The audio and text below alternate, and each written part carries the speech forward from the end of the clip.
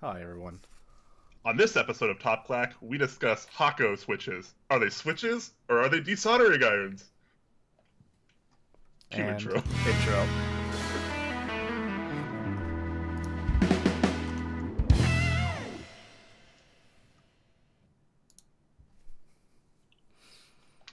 Hello, everyone. Konbanwa.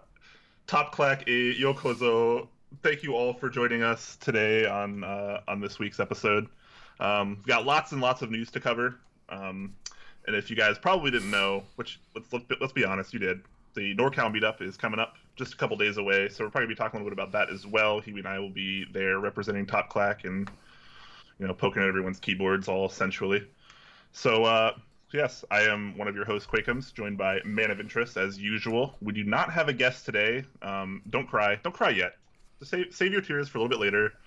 And we'll get to that. We'll have like a crying session together. It'll be a lot of fun. Anyways, Huey, how are you doing today? Pretty good, pretty good. I prepared my crying ahead of time, so my tears are already ready in a bucket for when we have that crying moment. Yeah, I'm just drinking mine right now. Oh yes. It's like recycling, You gotta rehydrate yourself so you can cry more. I'm doing pretty good though. I got some mail today, which is exciting. What'd you get? I got a PCB ruler so I can see how many units my keyboard is. Fantastic. So we talked about this on Top Clock a while ago when it was running the group buy.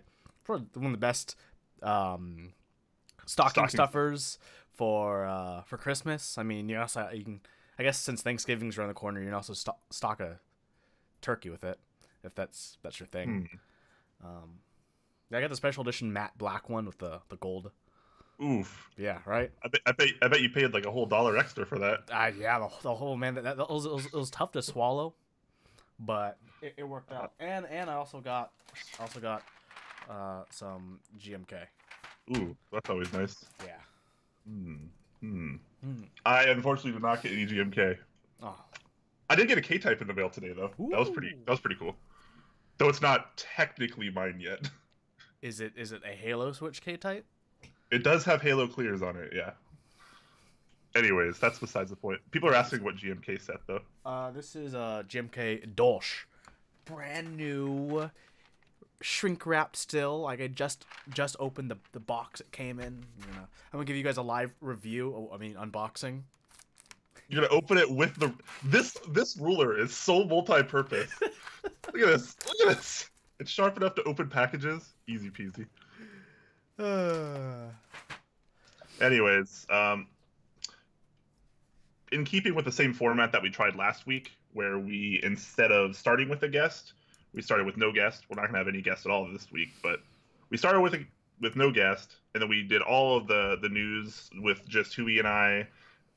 That was to kind of streamline the show. That's the kind of format we're going to be trying for a little while, and then we bring on a guest later.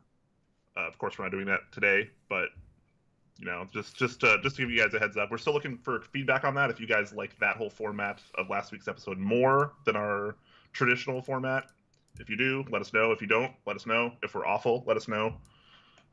If you think Huey should eat one of those PCB rulers, let us know. Maybe he will. Who knows? You know what, Brian? Know what we should consider? Since we don't have a guest, do we still wait to do the discussion points at the end, right before the Q&A, when we'd normally be doing it with the guests? Or do we do it right here, right now? F it, we're doing it live. Well, I think we're doing it live either way, because that tends to be how it works. But I think we should wait till later, because normally viewers kind of trickle in. And we reach our peak around halfway through. So that's when we'll do the discussion point, and we'll have chat interact for that. So anyways, we'll start out with some news then. Let's switch to the news tab. Man, I need to do like one of these really cool transitions where we just the Top Clack logo pops up and it spins like old Scooby-Doo or something. But here's the news viewer. We're gonna start off with some Keycap news per the norm. This isn't really news, this first one. I don't know why I threw it in. I saw it. I don't know if this is actually new, but KBDFans has Planck layout keycaps, so you don't have to just buy blanks from PMK. They're very cheap, $22.50. Yeah. $22.50 to outfit a Planck. It's not too terrible. I think the only downside is no 2U keycap. So this is only if you're all about that all 1U Planck life. What is it called when you have the 2U? Is it MIT? Yeah, the MIT or MIT layout. Yeah. Interesting. All right. That's that. I mean, if you ordered this from PMK for 48 caps, you'd have to get 10 packs of their blanks, and that's what, $50. It's like I don't know. It's like probably keycap. very expensive. So in keeping with the tradition of signature plastics. So if you like pink, purple, green, and if you like this really random colorway. I like how, like, if you look at the second row, they even put the legends right. They put SADF, sad F. Oh man, feels bad, man. It feels bad. The X is also upside down. Fantastic marketing. But that's cheap. KBDFans is always a pretty good budget options. Next up, there is an interest check on Geek Hack for a profile fix-up kit for SA Hyperfuse and Penumbra. So I never really knew about this because I don't care about those sets in SA form. But apparently, the rows are, I guess, incorrect or not as well liked. The one that Originative did, it was 1, 2, 3, 3, 4, 4 for the profiles from top to bottom, as opposed to the well-liked 1, 1, 2, 3, 4, 4. So this is a kit for a lot of people to rectify that situation. I had never heard of this being a problem, but all right, cool. But that's the thing. If you have those sets and you're like, I really don't like the fact that my number keys are row 2 instead of row 1, like I guess they're supposed to be. Yeah. Oh, okay. I guess so.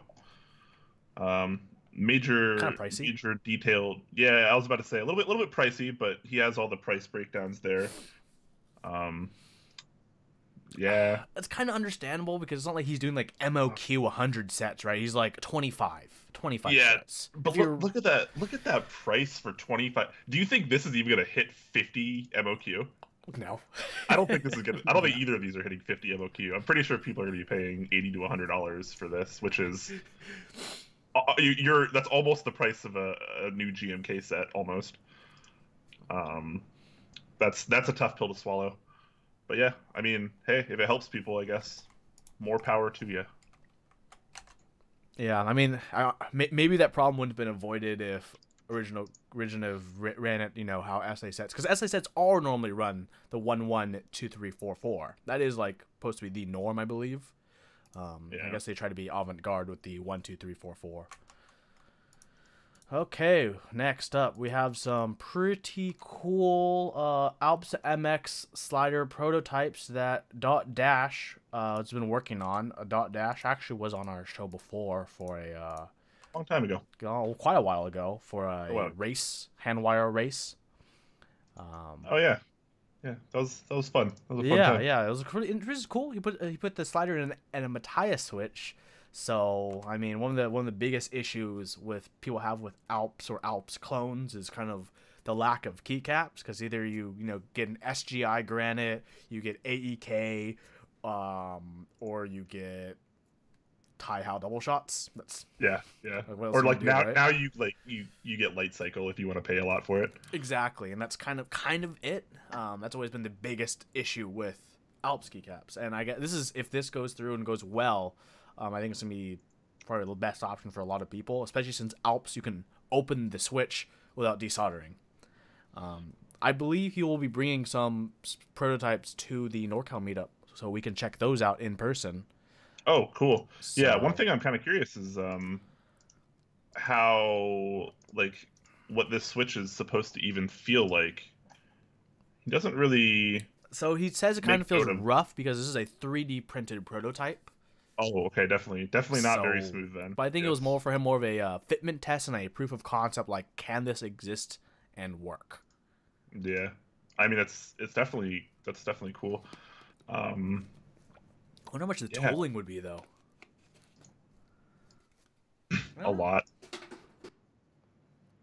Yeah, and I mean this is not necessarily a problem, but this is still an Alps mount switch.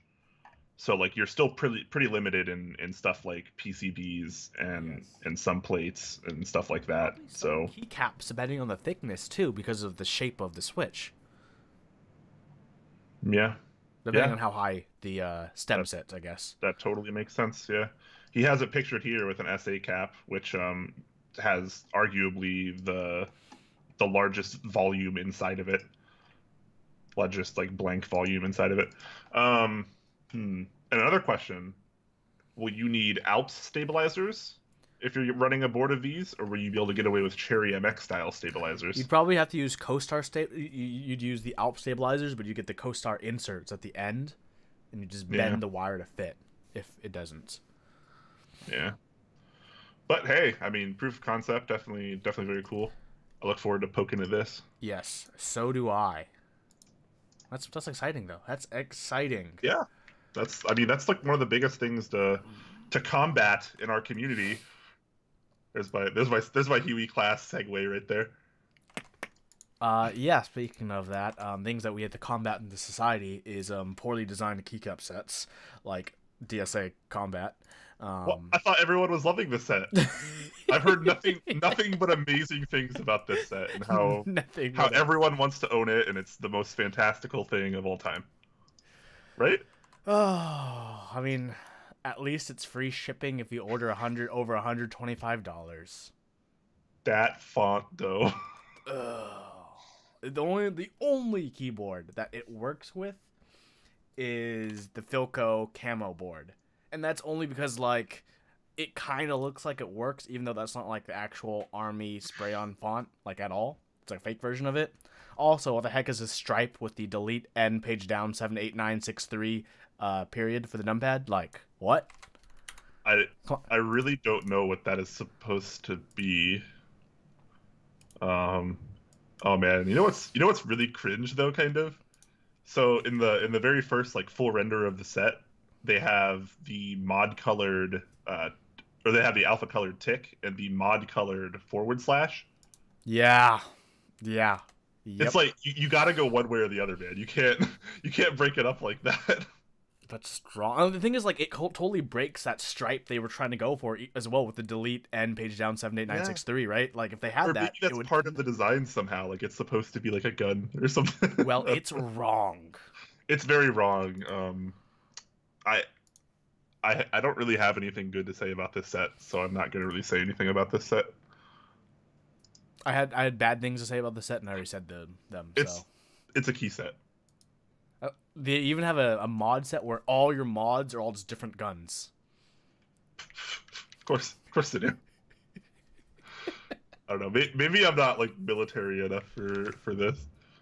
I'm pretty sure even people former military would be like, too cringe. But yep. I don't know. Anyways, moving on to a set that doesn't suck. That Z Frontier was ever so kind to give us a set to give away not too long ago in our personal Discord. Well, I say personal, but it's our public Top Clack Discord. But yeah, we gave away a set of that. Pretty cool looking set, SA Night King. It's about to end, and they're trying to hit this 200 unit MOQ. They're at 167 as of, I don't know how many hours ago was that? Like sometime yesterday. So pretty close. And once they hit that 200 MOQ, the price drops a lot. It goes from 115 to 95, which is a pretty big price drop, honestly. So yeah, I'm kind of hoping that that goes through. And actually, one thing we should probably ask Steven, because it says there's free shipping on orders over $100, but if it drops to the new MOQ, it'll be under $100. I mean, I assume they'd still honor the free shipping. Oh, probably, yeah. I'd be really surprised if they did not, because I'm pretty sure everything on the Z Frontier English site has free shipping included, right? That's how that works. Over $100.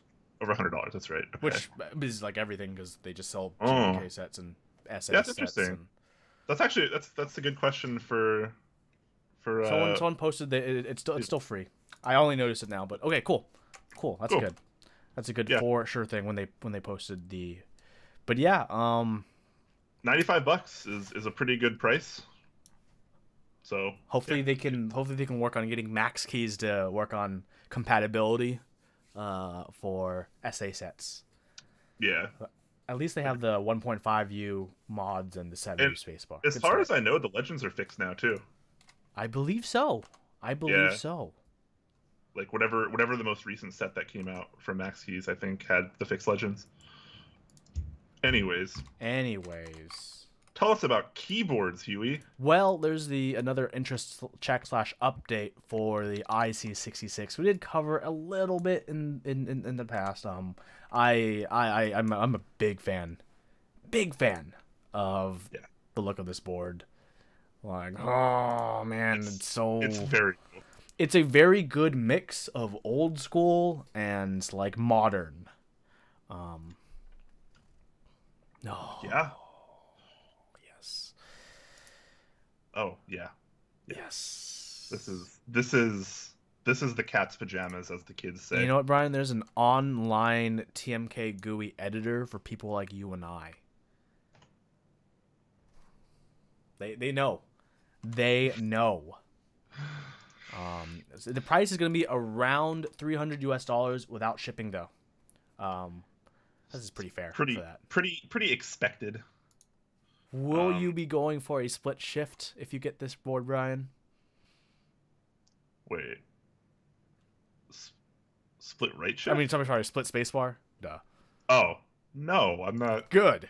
I'm a good citizen, and I'm a good member of this community. I do not split my spacebar. I'm looking at you, half of chat probably. Come on, this is like an old school inspired board. You don't split the spacebar. There's enough keys on this board to where you shouldn't. You don't need a split spacebar, man.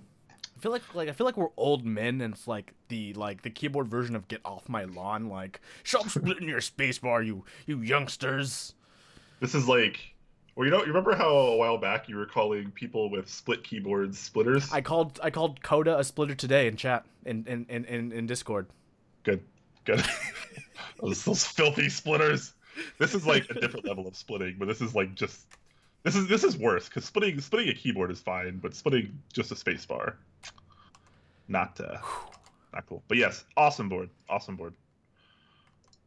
Okay, that's very awesome. Speaking of something also awesome, Brian, you discovered this the other day. Brian, tell us about the SKBXX aluminum keyboard case Google Form is up.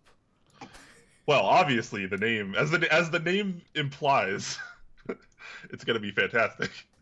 All jokes aside, this is something that really caught my eye, and it's the first time I've seen anything of this kind, so I'm pretty stoked about this. So basically, it's a keyboard where it has adjustable angle. So normally, as most of you probably know, when you get a keyboard, it usually has a set angle. When you get stuff like the customs, like the Fjell or the X60 or your Duck Viper or whatever, there's a very specific angle, and it's usually something like, I don't know, 6 degrees, 8 degrees, 10 degrees, something in that range. And that's kind of what this keyboard accomplishes. It lets you choose on the fly, basically. You just unscrew a couple screws and tilt it to your desired angles. If I recall, it goes from 8, 10, 12, and 14. 14 being pretty aggressive. It's really aggressive. That's like Duck style. 12. Even 12, because Duck is like 11, right? I think. Somewhere around there. Yeah, because even 12 is pretty crazy, but... There it is. Different strokes for different folks, and it's cool to see this because people have the option. It's kind of like a bent aluminum kind of housing, but it still looks pretty premium in my opinion. It's pretty nice. Some renders show high profile, some renders show low profile, so I don't know, maybe a little hard to say. It looks like in the actual prototype that he has, it is low profile. I think it will be. Yeah, I think it will be low profile because that's the cheapest option to do for a bent metal case, which is what this mostly is. Yeah. There are renders of different sizes, right? The 60% high profile, low profile, 65% medium profile, 75%. Ooh. Don't die on the screen. I'm so allergic from talking about the split spacebar earlier. Yes. If this board comes to fruition, what format do you want most? I'd say 60% probably be the most. Obviously, right? 60% high profile if possible. In one of the renders farther down, there's a 75% with a built-in wrist rest. I like that actually. It comes down kind of like that particular guillotine case that you have, which is kind of neat. Yeah, I dig it. I really want to see this happen. His expected pricing at 100 units is 92 euro, so a little north of $100, which is pretty darn fair. Yeah. At 20 units, which is his lowest MOQ, it's 135 euro, so it's like $160 or whatever. Still not awful, but yeah, hoping this actually goes somewhere, because this is one of the coolest projects I've seen in a while. Definitely. So Yeah. interesting thing is, so he's still deciding on a few things. Size 60, 65, 75%, or else ? What looks like it's mostly those three sizes he's been focusing on. Next is going to be the plate, either anodized aluminum or blank steel, which I assume is just blank steel. Why not both? But then what layouts to support, which I guess kind of falls in with the size, and not the color. He says that's not going to be a decision because it's going to be the color. He wants to keep it simple. One color. I completely support. Totally, yeah. With this kind of project, I think you can get away with stuff like that. Yeah. This is a very, very particular kind of thing. The picture of the prototype, let's go over to pictures of the prototype here it was at Mechanicon 2017 in Frankfurt. Do I have to scroll through all these pictures to find it? Yes, I don't want to do that, sorry. But, man, yeah, I definitely want to get one of these keyboards. I mean, I would love to. It's really cool in theory, but like the reality is, no one's gonna be like adjusting their keyboard like all the time on the fly. You're only going to adjust it if you're switching between like cherry profile and then you use DSA maybe the week after, right? Then yeah, you adjust the angle, and that's probably the best thing for this keyboard if you're switching profiles. Or you want to try different angles because you don't know what you like. That too, yeah. Instead of buying 4 customs of different angles, buy this one. Adjust the angles, so when there's customs in the future, they're like, I'm designing a board with this angle, and you'll be like, already gonna give me arthritis, don't need it. My RSI is bad enough. Gonna pass on that next duck board, or whatever. Yeah, the first time I tried typing on a Duck Viper, I was like, ow! Oh. it was pretty bad, but yeah, really excited to see how this ends up. I really hope this goes somewhere. So if you're interested, like Brian and I are, feel free to give this person some feedback, comment, let them know, what you want, what people might want, and let them decide what might be best for this project to push it forward to being a group buy. There's not going to be a PCB, unfortunately, with this buy, but I mean, if they use 60%, for example, it's the easiest thing for anyone to get a PCB for. Yeah. Quick note, though, if they don't offer a PCB with this group buy and they go with 65% or 75%, that's a failure, because you can't find 65 or 75% PCBs. KBDFans, like 75. Willy-nilly. Oh, they're stocking those? Yeah, now? they stocked KBD 75 PCBs. So 75% we're in the clear for. Okay, yeah, you'll have a whopping one option if you have 75%. So major options there, obviously. Or if they do 65%, as far as I'm aware, there isn't any 65% PCBs just on the market. So that would be a failure. 60% is the only percent I think they can really get away with not offering a PCB here, because there are several options on the market. I'm sorry, Adam. Okay, and Win Keyless apparently does have 65% PCBs. Is there a Win Keyless 65%? What? There's a 60% and a 75%. I don't think there's a 65%. But I don't know. I think this 65% is still the big issue. Same with Gone as well. But also that involves ordering from those places, which some people may not want to do. Megaforce saying B Mini. That's 75%, bro. That's not 65%. My dude. My dude. Oh, apparently he restocked the 65%. What are they called? It's not a B Mini. Maybe it's like a B Mini X1, 2, B Mini 22. There we go. Wow. Cool. Maybe it's just been that long since I checked out winkeyless.kr. Yeah, it's been that long since I've cared. But that is that.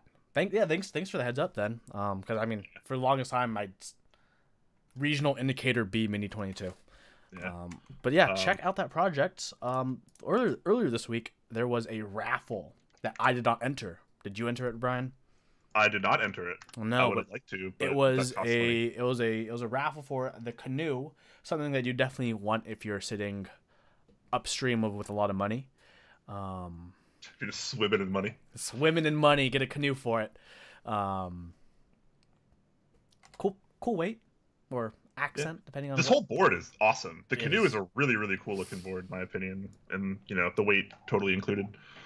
This is a board by Percent, who also did the SKOG TKL, which a lot of people were into.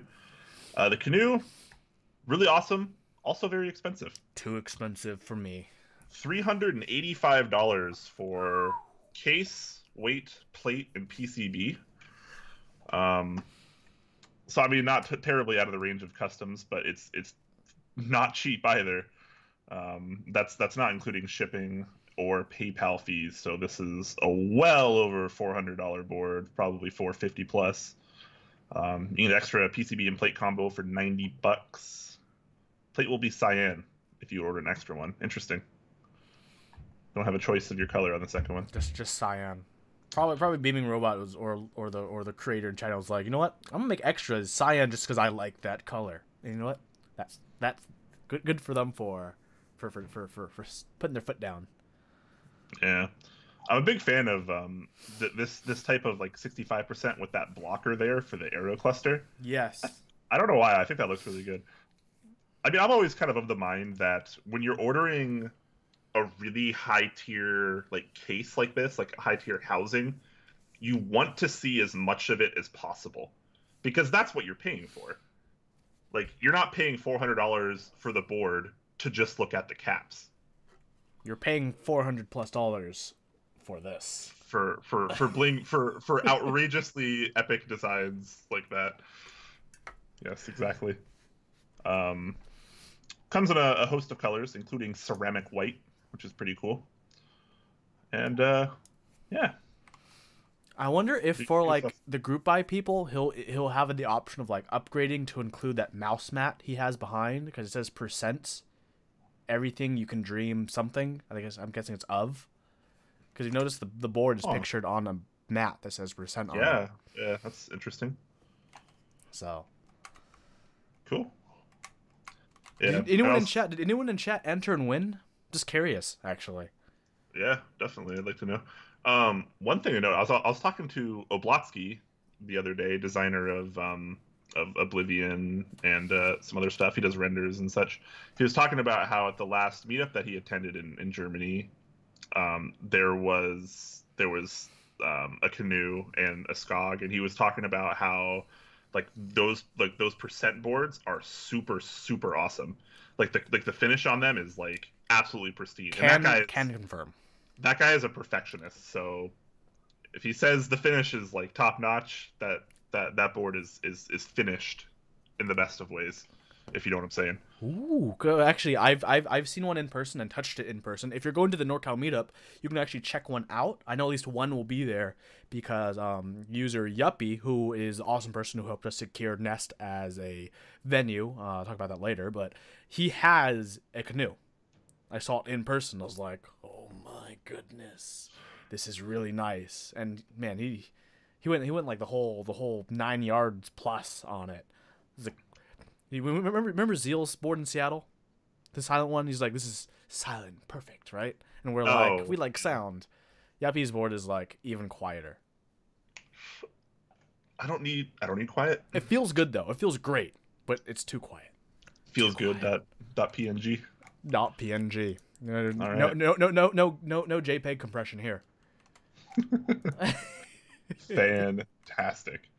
Okay, Mechanics gave us a little bitty update, which is Klippe Round 2. Fjell Classic. Klippe. They will be stocking for US and Canada right before the group buy, which is for the European group buy. So if you're in Europe, it's group buy mode. If you're if you're in America or Canada, it's going to be limited stock, I believe, just like round 1. You can get email notification. The Fjell Classic will be supplied to vendors starting December. I'm pretty sure I know which one. I know apostrophe S is most likely for proxies, but I'm pretty sure I know which US one it is. Although it's pretty easy to find out if you ask around. Is it One Up Keyboards? No, it is not. Interesting. Okay. Yes. So other things will be restocked on mechanics.co as well, it looks like. Most likely is very well-liked brass plates with the cutouts. So... Yeah. Yeah. So one thing to kind of consider is a lot of so originally before the Klippe ran, or not ran, but before it was stocked on One Up Keyboards, the first batch, one of the things that they were really striving to do with it was just have it be accessible, and that hasn't like really happened yet. Like they for the first batch they had was like 20 cases. And they sold out like instantly, and then like nobody else could get them. And so like I'm wondering like when we're gonna see a lot more accessibility, because from what I hear, the next batch is actually gonna be smaller. Ooh, man, that sounds which is kind of strange. I'm not really sure what the thought process there is. I feel like since the first 20 did so well, that was kind of like their test run, and like that's fine. It did really well. They can bump it up. Yeah, maybe bring in a batch of like 50 this time, so more people can get them. I don't know. That's kind of my train of thought there. I'm not really sure what the point of lowering the amount is and making it less accessible. But maybe there's stuff there that I just don't know. Maybe if you're not European, you can join the European group buy and pay the extra shipping. So that hopefully can maybe help in accessibility. I mean, still a bit unfortunate, as you mentioned, because it's still not going to be as accessible, but maybe this might turn into like the M65 situation where he was like, I want to create a great 65% that's accessible for everyone, where there's so many of them, aftermarket prices won't skyrocket. We all saw how well that went. Yeah. Last time I saw an M65 on Mech Market, it was like $500 or $600. Ooh, that's more than I expected. Yeah. Anyways, yeah, so the Fjell Classic will be supplied to vendors starting in December, and a group buy will be done at a later date. So, I mean, the ideology there is if it's stocked at a vendor, you'll get it much sooner, but you'll probably be paying a little bit more, and if you wait for the group buy, you'll probably save a little bit of money. But, you'll have to wait like you're probably already used to if you're in this community a lot. Yes. No real news yet on the Fjell Pro, sadly, which I know a lot of people are looking forward to. That's the HHKB blockered version of the Fjell. It's a two-piece design, so it's a little bit more complicated to manufacture. But hopefully we'll get an update on that pretty soon, because I know a lot of people are hyped for that. Hypu Trenu. Speaking of hype, I am hyped for the interest check for the modern M0110. It is, if you've watched my HHKB review, you should know the original M0110 was the board that inspired the HHKB that Brian and I loved so much. This is a new version. The Intercheck was presented by Janglad, who also designed and did round 2 of 9009 alongside Garrett at Dixie Mac. Yep, and so you can see solid aluminum. Yay, they say they want to keep the price quite competitive, but they'll have to wait until more stuff. They're currently evaluating the prototype. It's top mounted. Yeah, he was actually posting pictures of the prototype in the Top Clack Discord the other day, and I was admiring them. They're like the underside of the top piece is like really complicated, like cut, and it's freaking beautiful. Like it's so beautiful. It looks so good the way it's top mounted. And he was talking about just how much it weighs and how like even just the top piece alone is heavier than a lot of other like custom 60%. And yeah, he was talking about the price a little bit too, and he was hoping to keep it under 200, which I thought was incredibly ambitious and probably not possible. But in this page, he has it listed between 200 and 300. So that's a little bit more. I would guess somewhere around 250 or more without shipping. Yeah. But nonetheless, very, very beautiful board. Absolutely gorgeous. I'm a really big fan of this. It's very elegant, very simple, very classic. It's got that vintage meets modern feel. Vintage X modern. Yes, just like the CA66 works out really well. This is a. I mean, do you think Vintage X Modern is the new frontier for customs in the near future? I kind of hope so. It's kind of like a continuation off like the big bezel game, right? Like bezels have been kind of in, and now a way to people to achieve bezel designs is like, let's look back on why bezels were popular, which is old stuff, right? Yeah, totally. I'm liking where this is going, because every time I see a project like this, and the CA66 and this board right here are perfect examples. They look awesome, and like the new Model Fs, F62 and F77, like all that stuff just looks great. All this vintage meets modern stuff has been like fantastic to me. So I'm excited. Hope to see one of these in person at some point.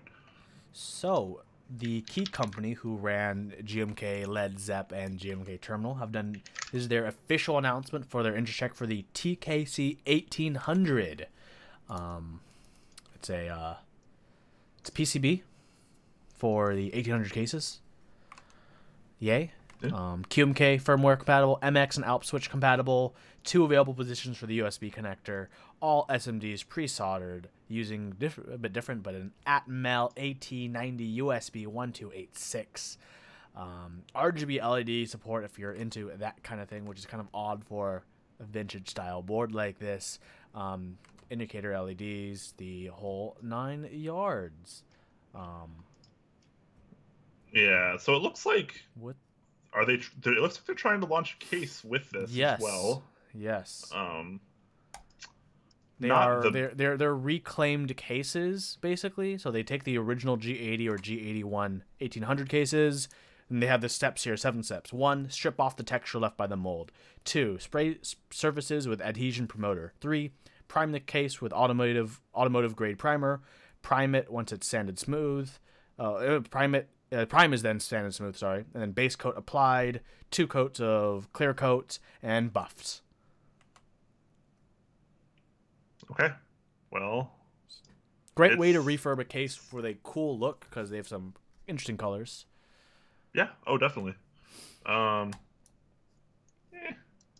Looks the case itself is a little too boring for me, which I know is saying a lot, but that's just because it's. But the PCB will fit in the Team Revo Samoyed. Yeah, I think case. Samoyed. I think it's Samoyed, which I think is how you pronounce it. It's like a breed of dog as well, if I'm not mistaken. I think it is a breed of dog. Yeah. I'm gonna be totally honest. I don't like this case either. I'm not that big of a fan. They're expecting mid $200 for a full kit, so that's gonna be PCB, plate, and new in box refurbed case. I think that's pretty fair for a lot of people. I mean, the PCB is probably the biggest part of it, since it's so customizable with. That doesn't seem really expensive to you for a refurbed plastic case. I know they're putting a lot of work into these cases, so like it actually is going to take a lot of manpower. But I don't know, that price still seems a little high to me. I think. Well, the kit also includes switches. Okay. So it's a bit better. And apparently new high quality bump-ons and GMK screw and stabs, which is a nice touch. Oh, nice. Okay, nice touch. That's a little bit better. Yeah. Okay. All right. I wonder what switches from Novelkeys the choices will be. Wait. What? I don't know. Is this switches from Novelkeys? I wonder which switches, or all switches. I mean, he has different price points for different switches, right? Yeah, that's true. I mean, I wonder if you'll get some kind of discount on them. Probably when you buy in bulk, definitely. But yeah, early December is for the group buy. Fulfillment is only going to be commencing 2 weeks later. So hopefully, if you're lucky, it might come in time for Christmas if you hop on, or New Year's, or Valentine's Day if you want to give someone special in your life a full 1800. Yeah, I think that's what most people's significant others tend to want. A full, not a compact 1800 layout. They want the full 1800 layout experience. Who can blame them? Who can blame them? They want the big one. Speaking of the big one, here's a big I don't know. I had something. Weak. Oh, I was gonna say a big disappointment because of the option for that shit pad on the side of the new KBD 75. I like the case.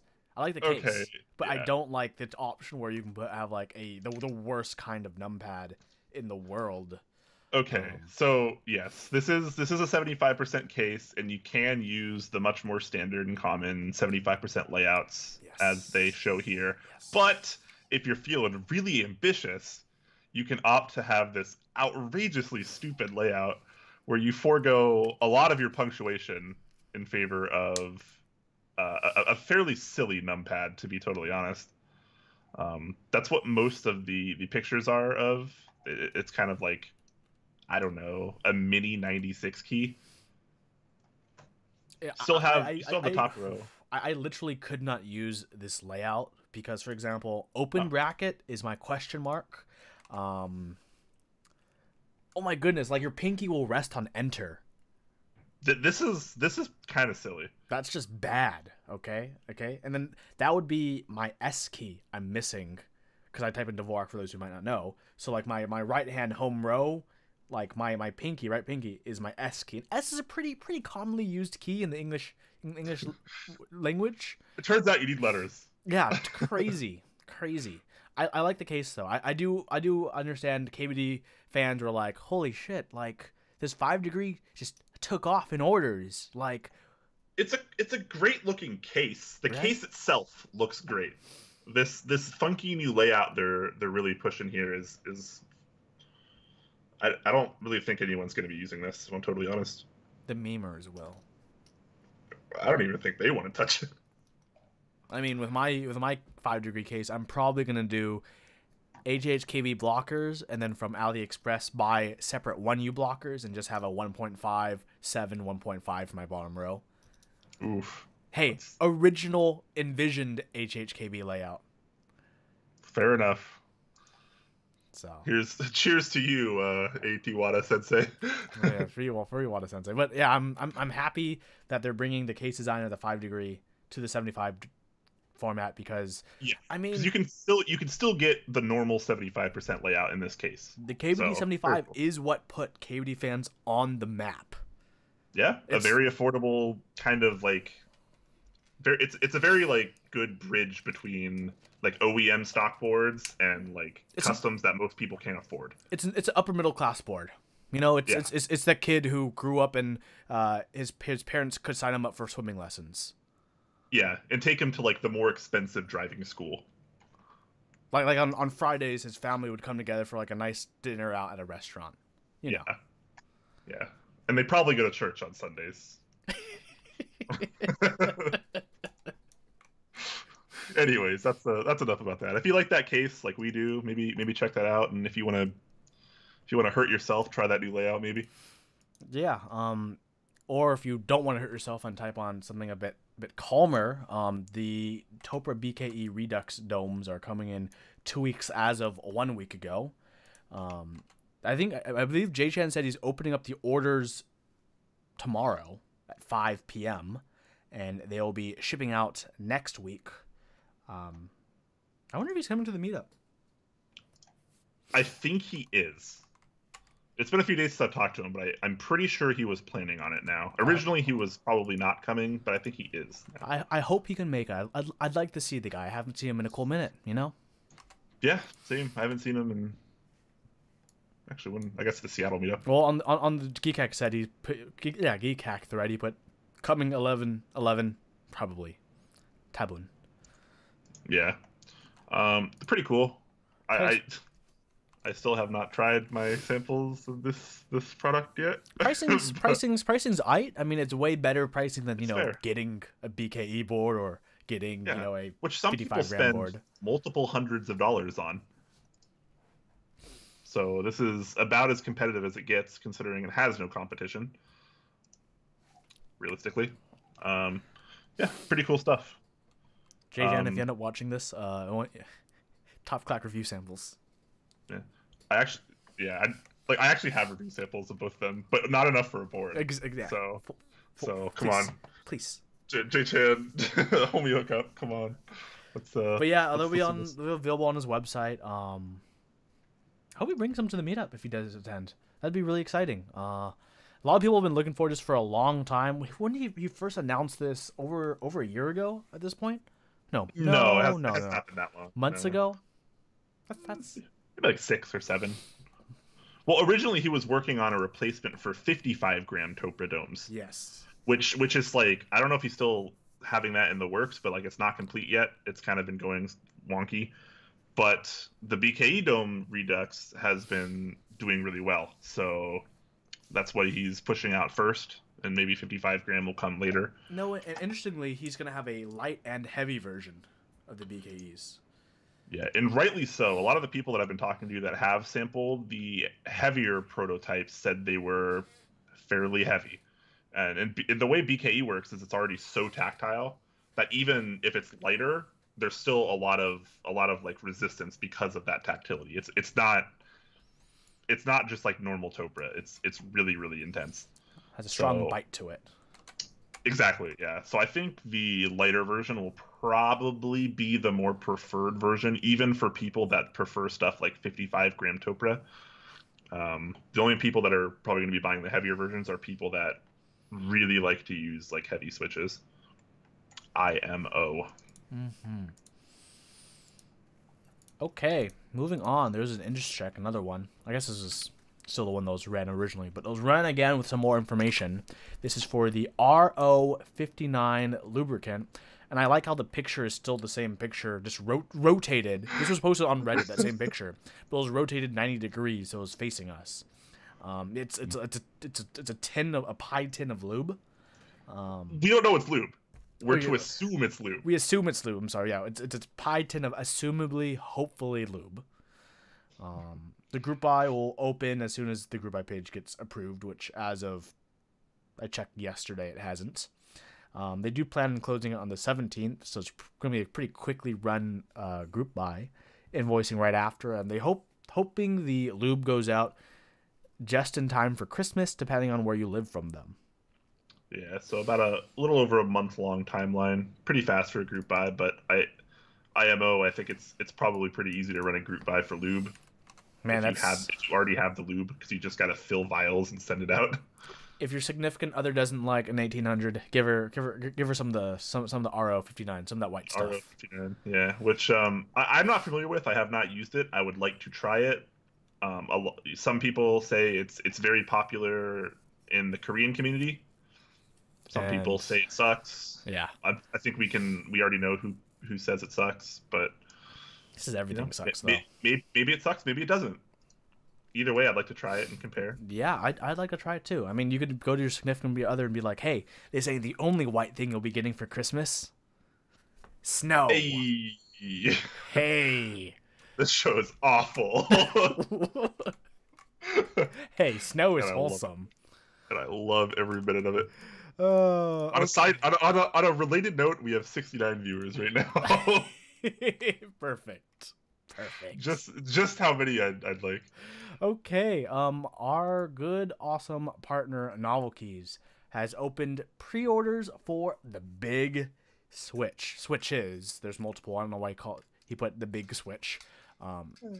But there are multiple, as well as proxies for around the world: US, Europe, Canada, Asia, and Australia. So no matter where you live, you can hopefully not get ripped off in shipping. Although I hear if you're in Canada or Australia, your local post office will probably do that anyways for you. But still, big switch. There is the burnt orange tactile switch, the linear yellow switch, dark yellow, and there is the clicky pale blue, which uses the click bar. That's such an assertive click. It's like you're loading a weapon. Which is actually interesting because this is probably closer to like what a navy blue would be because they scaled it up. The click bar is thicker as well. True. Yep. And the spring heavier. So, yep. There's going to be proxies A lot of proxies. This is interesting, actually. This doesn't usually happen with products. Usually you only have like 1 or 2 proxies, but he's putting out 5 and trying to hitting all the major continents. He's also doing a giveaway where he will be giving away 1 of each switch. Where you can check that out in the post here and post in the comments. You post numbers to try to hopefully win stuff. Oh wait, this actually ended already. I didn't realize this was 3 days old. The giveaway ended at the 7th. Oh well, rip. Well, someone won 1 of each, which is pretty freaking awesome. The pre-orders will run until the 26th. It's quite a while, so you guys got a good chance to get them while they're a good discounted price. IMO, these are a great stocking stuffer, like the ruler PCB is. I know some people have been saying they want to make like a whole board of them. Like these are a good size. I mean, here's my little mini flashlight next to it. For reference, let's see. Here's a GameCube controller next to it. Like here's an anime figure next to it. Like these aren't small switches. If you're building like a full board or even like a 40%, that's yeah. You're still gonna be like Homer Simpsoning it and just be... Yeah. You're playing Twister with it basically. So hey, another good thing to do. Another good thing to do with your significant other. So you build a Planck of these.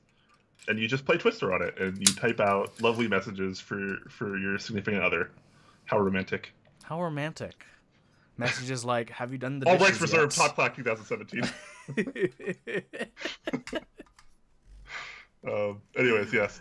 Make sure to get these. These are pretty cheap too. They're like $30 or 25 bucks group buy pricing, $30 retail later on. I think they come with their own packaging. They come with keycaps that match the color of the switch you get. The packaging is legit too. It looks really good. Yeah. They're the big series. Big for those in your life who like it large. All right. What is going on with this GK2 software, Huey? So this was stickied on the RMK sub, which is a bit unfortunate on a thing, but apparently if you have... This doesn't really affect, I don't think, many of our viewers, since most of our viewers are pretty enthusiastic about their keyboards and don't usually get cheap $40 keyboards from Big China. But if you do, and it uses the Mantis G2 software to control your RGB or programming, that software has been sending key presses onto an Alibaba server. So if you've typed in your keyboard, your password or an email with that keyboard, it sends all those key presses to that server. So you guys shouldn't be using that software. I mean, it's a €23 basically keyboard, so it's super cheap. So it kind of really affects people who are spending that much on. But it's man. That's rough. That's really shitty. Really shitty. This is why we use customs, right? This exact reason. Yeah. I mean, it doesn't really log your keys, people are saying, just gives their stats. But, I mean, still, like, I don't want information. People don't want information they don't want to willingly send. Yeah. This is why we pay, like, $300, $400, $500 for keyboards, because we don't want this, right? That's how it works. Yeah, but I've been waiting for this day to justify the high cost of my keyboards. It's a thing. Check out the link. Good, interesting read. Yeah. Let's see. Oh, another news. But J-Chan also did a install guide for BKE Domes replacements on how to do it. Also includes additional information on the domes, will be available very, very, very, very, very soon. Yay. So check out these 21 images when you get a chance, and if you ever plan on replacing domes, BKE domes, 55-gram domes, etc., etc. This is a good tutorial, good guide to get the message across. So you should check it out if you get a chance. Speaking of things you should check out when you get a chance, Input Club, the new Hako clears and Hako true switches. Are they soldering products? Are they switches? They're switches. They're switches. I linked the Plotly because at least IMO Plotly is interesting to me, but I just like graphs because they're pretty and colorful. But if Brian can, well, yeah, actually, I'll post. I'm gonna post both. I'm gonna go to the website where you can join the group buy for Hako Trues or Hako Clears. 120 switches for 54 buckaroos. So these are the new box switch designs that they did, which, by the way, called it. Oh man, I just love the details they have here. Designed by Input Club. Tooling owned by Input Club. Wow. Yeah. Yeah. And where someone was saying pink salt slider. That Himalayan. Yes, the there you Himalayan go. good stuff right there. Pink salt slide, which is the best way to describe the color of a switch. So like the slightly older Halo switches that were very controversial in the last several months, these will feature a very similar kind of color. The clear is going to be clear, and the true is going to be more of like a pink color. I think it was more salmon on the Halo switches, but apparently on the Hakos it's like Himalayan pink salt, which is pretty gosh darn funny. As you probably expected, these are made from Kaihua, who does the other box switches, so these should be pretty good. Same manufacturer as the Halo switches. The box design is going to give it, some of that sweet, crispy resistance from the elements, kind of, and theoretically make it a bit more sturdy, depending on how you view that. But yeah, these are supposed to be better than the Halos. That's what we've heard, at least. Huey and I are supposed to be getting samples of these at the meetup, and then we are going to build our respective boards with them, and that should be pretty cool. Then we'll have an idea of how good or not good these are. I imagine they're pretty good, if I had to take a wild guess. Hata says they're better. Then again, it's his own design switches, of course. Yeah. Well, you know what? Okay, I respect Hata a lot, but I was actually I cringed a little bit when how easily he was like, we're putting out better switches than the Halos, because like that makes me believe that when he was like, after the Halo switches came out, he wasn't as happy as he should have been with the design or the final product, because he's like, oh no, we're already working on way better things. And I'm like, well, hold on, the Halo switch was originally supposed to be like the coup de grace, so I don't know, man. I don't know. He claims he likes these switches better than our holy pandas. Them be fighting words, I tell you. Yeah. Can't put these in panda housings, unfortunately, due to the box design stem. So not really a whole lot of modification options here, aside from lubing, etc. But yeah, can't wait to get our hands on some of these so we can try them out. If Hata says they're better, they're probably better. But yeah, if you're coming to the meetup though, anyone in chat, you can try out these switches at the meetup. They will have a board of Hako Trues and Hako Clears at the meetup for y'all to try out. Y'all, all y'all. Sorry, I've been hanging around with rednecks recently. Darn. Fun fact: use y'all if it's 4 or less, and use all y'all if it's 4 or more. Wow, I actually did not know that. I kind of made that up. That's probably why I did not know that. All right, Huey, tell us about this KBDFans Black Friday discount code. Well, they're gonna have they have some coupon codes, because so in Asia their big sale day is 11/11, because that's really cool of them. But I guess for them, they're like, Black Friday is like an American capitalistic big thing that we do over here in the land of capitalism and democracy. So they have these coupon codes for Black Friday. So if you're ordering a certain amount, you can get some money off on your order. Why not? Very nice of them. So check out these coupon codes. They're just coupon codes. I don't know what if else you're gonna order from KBDFans, then use those. Why not? Save money. Easy peasy. Hey, we already talked about these though. Don't need this. Oh wait, we have that on twice. Yeah. Oh my god, we did. Rip. Okay, meetup announcements and stuff. I have something for this. let's go to the website Areno. Oof. The Top Clack website even? Right? www.topclack.com. Oh, crazy. Crazy. But yeah, the meetup is this Saturday on 11/11 at 10 a.m. until 5 p.m. at Nest headquarters in Palo Alto, California. If you're a fan of meetups, but also a fan of eating lunch, unlike Seattle meetups, you don't understand anything, Huey. Come on. There will be three food trucks there: Mexican fried chicken, waffles, chicken and waffles, and Korean barbecue. There's a ton of parking, so the parking's not going to be an issue. I know a lot of people in the Bay Area have always been worried. Like I know when Mass Drop did it, a lot of people simply didn't attend because they're like downtown, and just couldn't get there and park. It's also a 20-minute walk from the California Avenue station. Yay. If you join the Discord for the meetup, there's a lot of people giving rides all around California. I know there's like one or two cars of people, full of people coming from SoCal doing the 7-hour drive up to NorCal. There's all around, just a lot of people around the Bay. I know a lot of people in the East Bay need rides. So if you live around there, hit up those UC Berkeley kids and give them rides, I guess. Yeah, man. Hey, carpool. Or convince them to take BART to the other side so you can pick them up. But we have some information, like a schedule. Yay.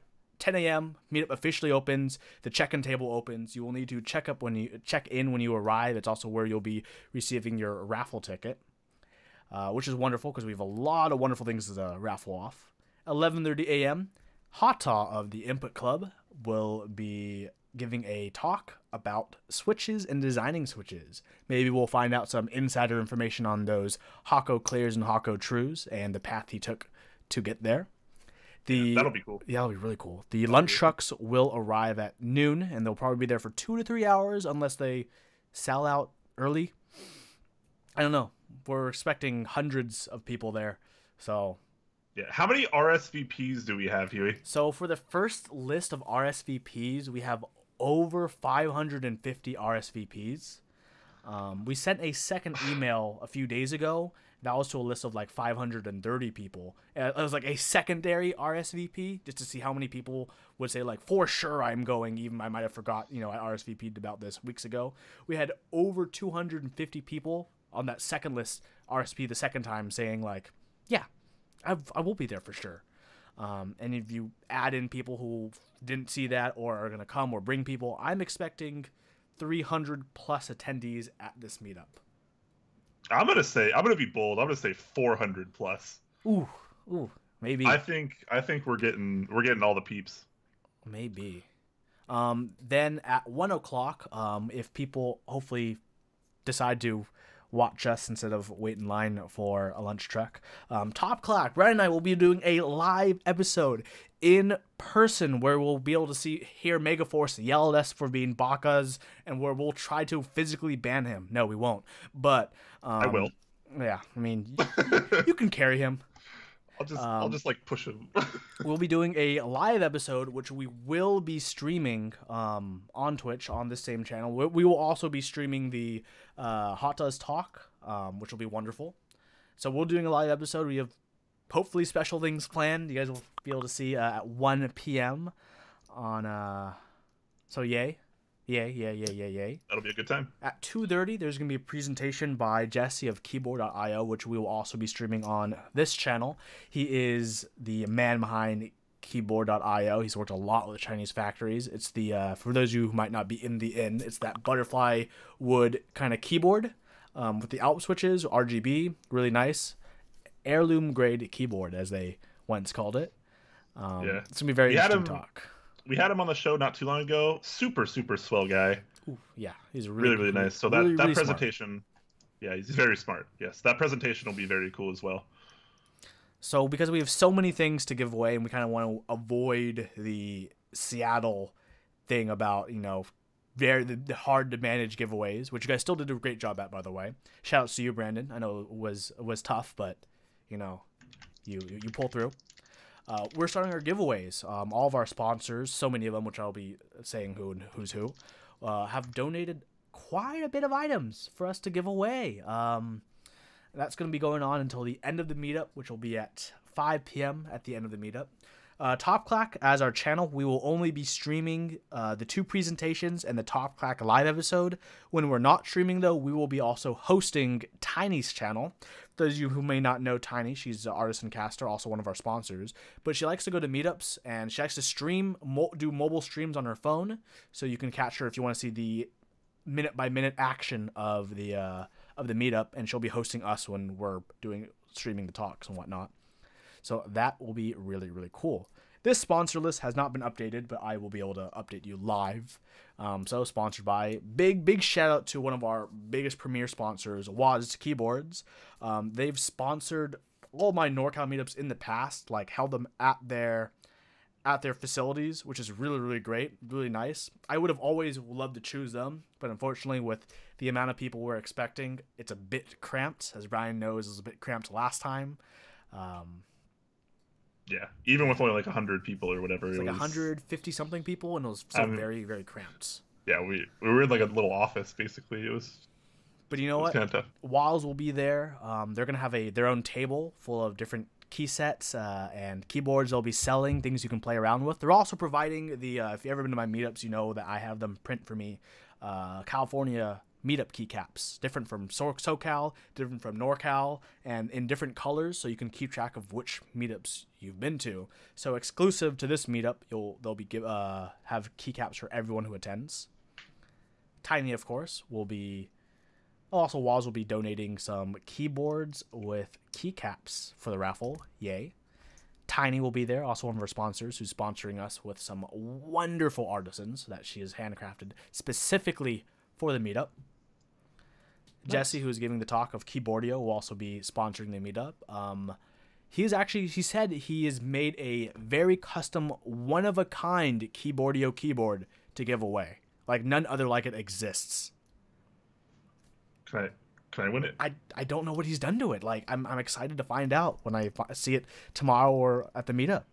Because that's gonna be really exciting. Datamancer, I love Datamancer. Definitely not the traditional products I'm into, but they've been really strong in supporting community meetups. I've hosted maybe 3 or 4 meetups in SoCal now, all at their warehouse down in Southern California. Great guys.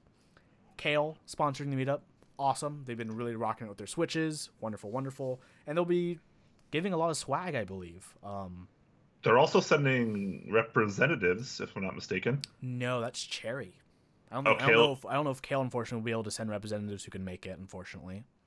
That sucks. Okay. Yeah, we got Max Keyboards. They'll be there in person. I know their offices are probably, I think they're on East Bay, near where Waz is located. Novelkeys, one of our Top Clack partners, he'll be flying across the country all the way to the meetup. It's going to be great to see him there. Zeal of Zeal PC. Zeal's also going to be flying from Canada down to the meetup.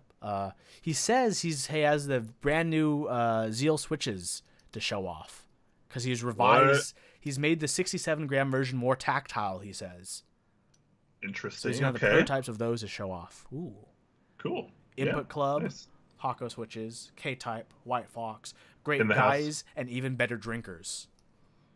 I am both scared and looking forward to that. Yeah. Hungerwork Studio, Binge is always a wonderful, wonderful individual, super talented and super smart when it comes to the artisan market, artisan community, and artisans. He'll be there sponsoring with some caps giveaway. Cherry. Ooh, Cherry. They are sending reps from Germany to the meetup to say what's up, see what this whole mechanical keyboard hubbub is about. Which really is cool. Which is interesting because Cherry's not really deep into the enthusiast community. Like, I don't think they really care too much about us, if I'm being totally honest. That they're too big for our niche, basically. So it'll be kind of interesting to see if they see anything there that really opens their eyes and maybe gets them to do something special or out of the ordinary that they wouldn't otherwise do. Yeah. Got Mass Drop, of course. Mass Drop has been really big in the community. They have a few things to give away, which will be pretty interesting to see. Monoprice. This was actually when I heard about this sponsorship, which my co-host, which is Andrew and Hata of Input Club, were able to contact with. Man, I think I'm gonna say it because this is not confirmed. Really? Yes, I will say it. This is not confirmed, right. But rumor has it, they may be giving away on the raffle a 3D printer. Rumor has it. No promises. Huey, TM Incorporated. Patent pending. But, yeah, so it might be a thing. They all have other things to give away as well, but really big shout-outs to Monoprice. Recent sponsors we've signed on include Ryan Norbauer of Norbauer Keyboards, who does the wonderful Nova Touch cases and Cooler Master cases. He's also working on a Real Force aluminum case, which I think he's bringing a prototype to the meetup of that case. Woo. Very cool. Yeah, really cool. Let me just awkwardly double check who else has signed in. All right, but it better be awkward. It'll be the awkwardest. I'll be quiet too, so it's even more awkward. I think that's it actually for the new. Oh, Clueboard. Scully from Clueboard is another new sponsor to add to this list as well. Wonderful guy, also based in the Bay Area. You'll be able to see him in person. Oh yeah, he's super nice. I talked a lot with him the last NorCal meetup, and he's very swell. Very swell indeed, Reno. Man, this meetup's coming up so close. It's 2 days away. 2 days away. I've been saying it's. Oh my god. I'm gonna be on a plane in like 24 hours. In a day. like 20 hours. My flight leaves or something. Oh man, it's gonna be hype, and with all this hype, let's talk about our first discussion point, Brian. Discussion point, yes. Okay. Those are a thing, right? Those are a thing. In the spirit of the meetup, obviously, we're gonna talk a little bit more about that. What is everyone looking forward to this meetup? If you're in chat, we want to rope you into this as well. Let us know what you are looking forward to if you're attending the meetup, or if you're watching Tiny Stream or our stream. What are you looking forward to? While we wait for your things to channel in, Brian, how about you, Brian? You're flying across the West Coast. Yeah.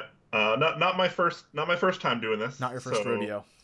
Yeah, but I don't even know. I think the thing I'm looking forward to most is actually not even the meetup itself.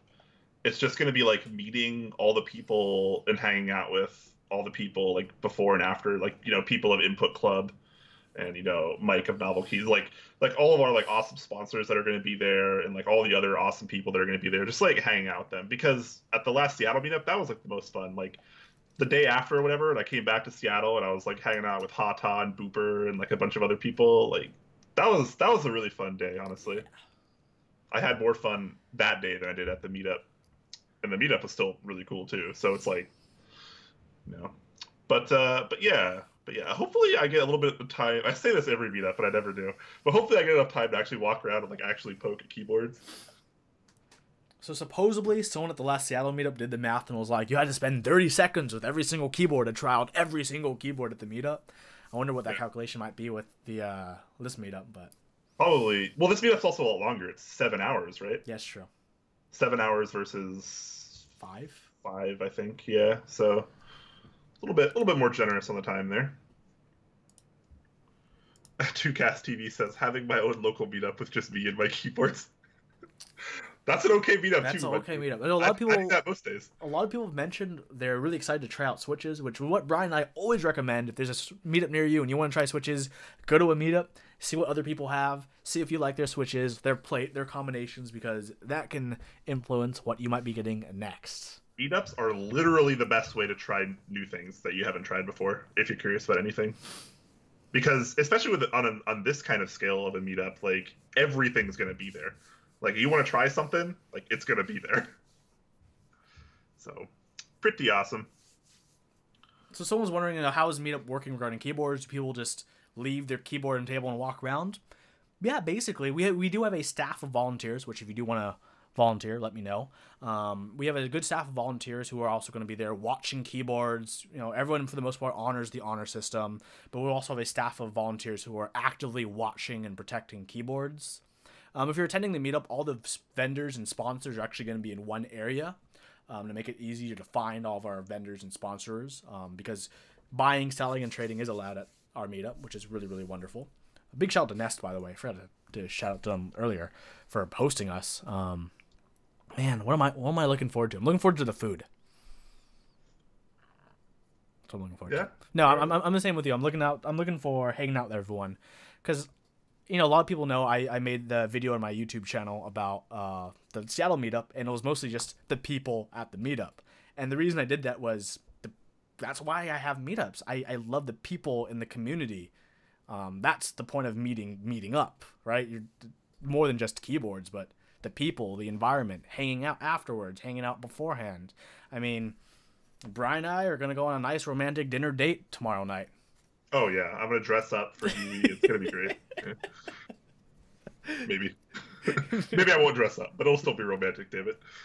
But, I mean, yeah, I'm hanging out with people all tomorrow as soon as I get to the Bay Area. Because, I mean, I get to the Bay at noon. Can't even check into my Airbnb till 3. So, I mean, I'm just going to be, you know, hanging out Sunday morning, grab dim sum with people or whatever people do. Ooh, right?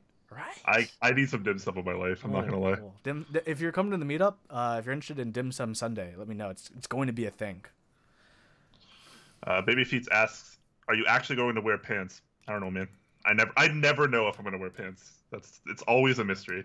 Always. It's a toss up, you know. It's a toss up. Yeah. On the same vein, since it's kind of a similar discussion point, what would you guys like to see from the Top Clack live episode at the meetup? Because right now, if we're being honest, we don't really have a whole lot of structure. We have things we kind of like to do, but we'd also like to see what you guys would like to see from us at the meetup. Whether you're live or you're watching the stream, which will be in front of a live audience. Yep, exactly. So, you know, what do you guys want to see from us? What kind of live on the scene content do you guys think would be awesome for us to do while at the meetup? Jesus effing Christ says tits. Well, I mean, I do have tits. Working on it. 2Cast TV says just good camera work. Don't get your hopes up, buddy. Don't start asking for things that we can't deliver on. Large scale breakfast debate. Maybe we can get a couple of foodies like Andrew on, and we can discuss breakfast for a few minutes. Working microphones. That's hopefully. Hopefully. Yeah. So at the Seattle meetup, the whole live presentation thing via Top Clack didn't quite go the way it was planned. It still came out okay, but we had a lot of like hardware issues that kind of restricted us from doing it the way we wanted to. Hopefully that won't be the case this time, but as usual, we're just going to work with what we have and hope everything goes as well as it can, because that's really all we can do at this point. Yep. Mini interviews with people making things. Okay. Imagine if we had like a green room for Top Clack. Like, you'll be on in 2 minutes, Krobit. Yeah. Can you go down to makeup and then come back here in 5? Good sound is most important. I totally agree. I'm hoping that we have good enough sound for the stream to be somewhat enjoyable. I know we'll have good quality if you're physically there. I cannot promise anything for the stream. I'll try my best because that's kind of my responsibility at this point. I'll see what I can do for you guys. Keyboard type off against Huey. I mean, I type quick. I don't think I type like ridiculously quick. But sure. Interesting. Beer chugging competition.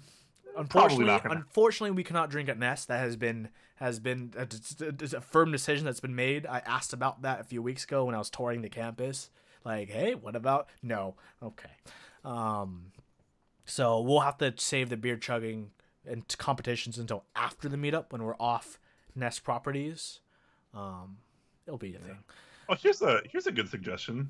Jesus effing Christ actually brings up a good one this time. It says award best keyboard you've seen. That's pretty good. Maybe that would require us to see every keyboard by 1 o'clock. Well, not every best keyboard we've seen. We don't have to necessarily see every keyboard. But I mean, in an ideal world. I guess do it as close to regular as possible. When Q&A time comes, take cue from the audience. We were talking about that, and the only issue is because of today's episode, news would be quite sparse between now and Saturday. Yeah, it's 2 days away. Like, we're probably not going to be covering much news, if any, like we normally do. It probably won't be an exact Top Clack episode. It'll be more like us just talking about the meetup, discussing things about keyboards. You know, maybe some cameos from cool people in the community, stuff like that. People just saying hi. So that way, like, you know, if you're not here, then you can kind of experience what's going on a little bit. A dance contest? Wait till AX.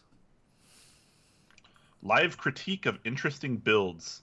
That could be cool too. Along the same lines as you know, awarding our best keyboard. Maybe we can just go and ask someone if we can be like, can we tear your keyboard apart? Well, not tear it apart, but like, well, can I borrow it for a minute, take it on the show, and talk about it, like stuff like that. Verbally tear it apart. Yeah.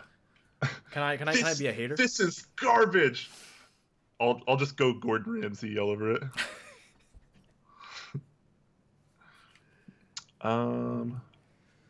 You call that lube? My grandmother uses more lube. Don't ever say that sentence again, Huey. Ever. This is awesome. Avid User 2 says people who are attending can send pics of their keyboards so you can prepare roasts. That's interesting. That is really cool. That'd be cool, yeah. B the Zebra asks, what about Rap Battle Tiny versus Quakeums? That's probably not going to happen at the meetup, but that is going to happen. I swear to you, it's going to happen. It'll be better if it's not live because she hasn't prepared. I'm not fully prepared, and not everyone would be able to see it. So that'll come at a later date.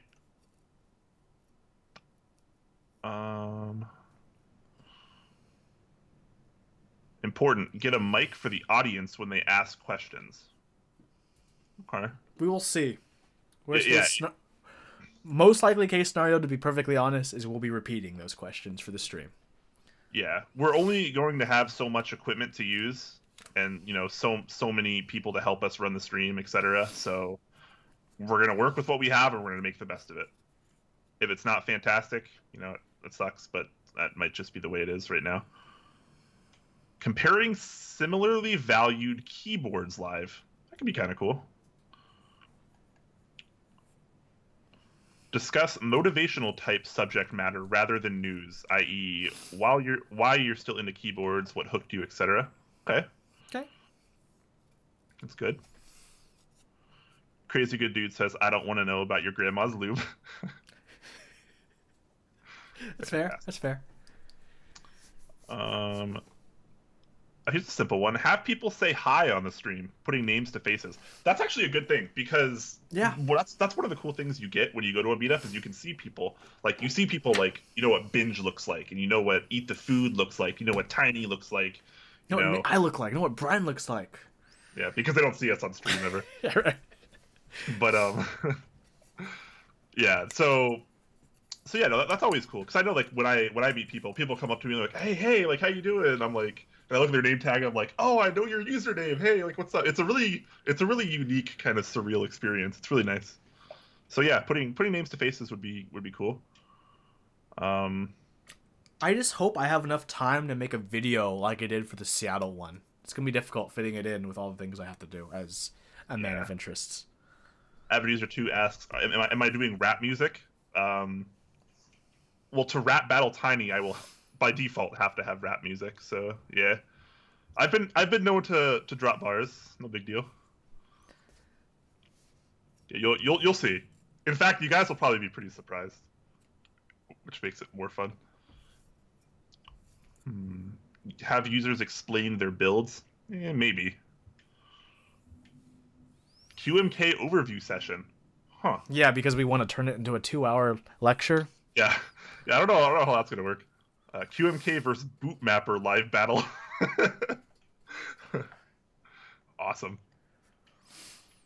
Will it blend competition? Oh man, that's pretty terrible. All right, well, now that discussion point's pretty much wrapped up, we can move on to a quick Q&A before we head out here. Probably not going to take too long for a Q&A, especially since we don't have a guest. There's probably not as many questions to begin with. Something I do want to start doing, though, for you guys is when you have questions to ask during Q&A, make sure you tag Top Clack. Just at Top Clack and then type your question. Because for like the last couple months, I go through chat and it's hard for me to pick out questions because I read through all of them because sometimes people tag us and sometimes people don't. So I just have to read until I find questions. But if you tag Top Clack, I will see it so much easier, and there won't be those like awkward moments where I'm sitting here like this the whole time going like So tag Top Clack. Probably won't answer any questions that don't have the Top Clack tag just to get people in the habit of it. And that'll make it a lot easier on us and streamline the process a wee bit. So before we head out, if you guys have some questions, hopefully we have some answers. All right, Avid User 2 starts us off with, what angles do you like to type on a keyboard? 5, 7, 9, 11? I like a little angle. I don't like my wrist to be broken, so I'm more in that kind of like 5 to 7 range, maybe 8 being my max. I'm the same. Mine's about 5 to 9. After that, it's a bit much. Kemba Sitter asks, did you use Panda springs in Holy Pandas? Did you try other springs like Halo springs? Yes, I used the stock Panda springs in my Holy Pandas. I have not tried any other springs. Same for me. All right. Omega Supreme asks us, what's your daily driver? I switch keyboards almost every day. Right now, I'm using my Fjell with 9009. Pretty classic. My daily driver is whatever I'm currently working a review on. Otherwise, if I'm not working on a review, which is very, very rare, I switch every day like Brian. So right now, my daily driver is the Time TKL, which has Telios in it. Nice. And GMK Iris, how pretty. Melodit asks, do you think Massdrop will eventually run a buy for the Halos? As interesting as the Hakos are, I need some Holy Pandas. I don't as far know as I the know, whole situation. Yeah, it's hard. That's hard for us to say. We don't know. If I had to guess, I would say yes. They will probably do at least one run of Halos, just because that was kind of what was the plan in the past. But I don't know, man. It's hard to say. It really is. It's hard to think that Halo switches would both launch and die with like the K-type and White Fox. It's an interesting thought. I hope they do a run of them because, you know, it's still more options, and people will be able to try the Holy Panda mod, which you will not be able to do for the newer Hako switches by Input Club. So, you know, there's that. B the Zebra asks, when is Top Clack branded underwear coming? Soon. After the calendar.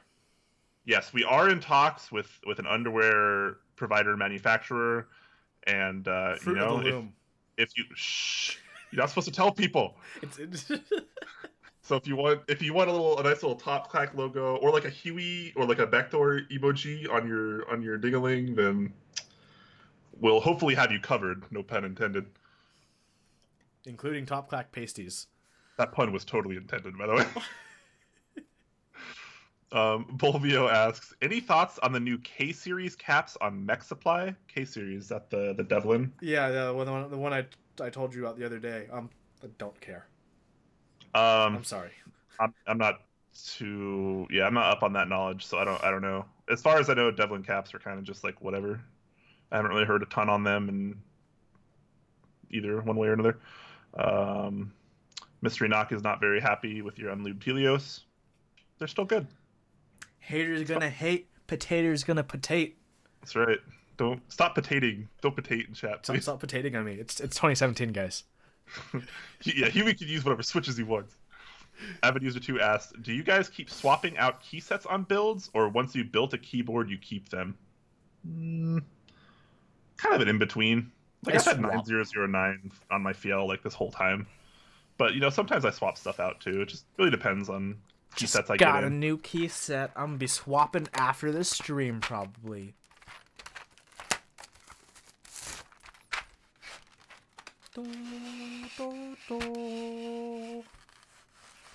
You got a spare one for me, right?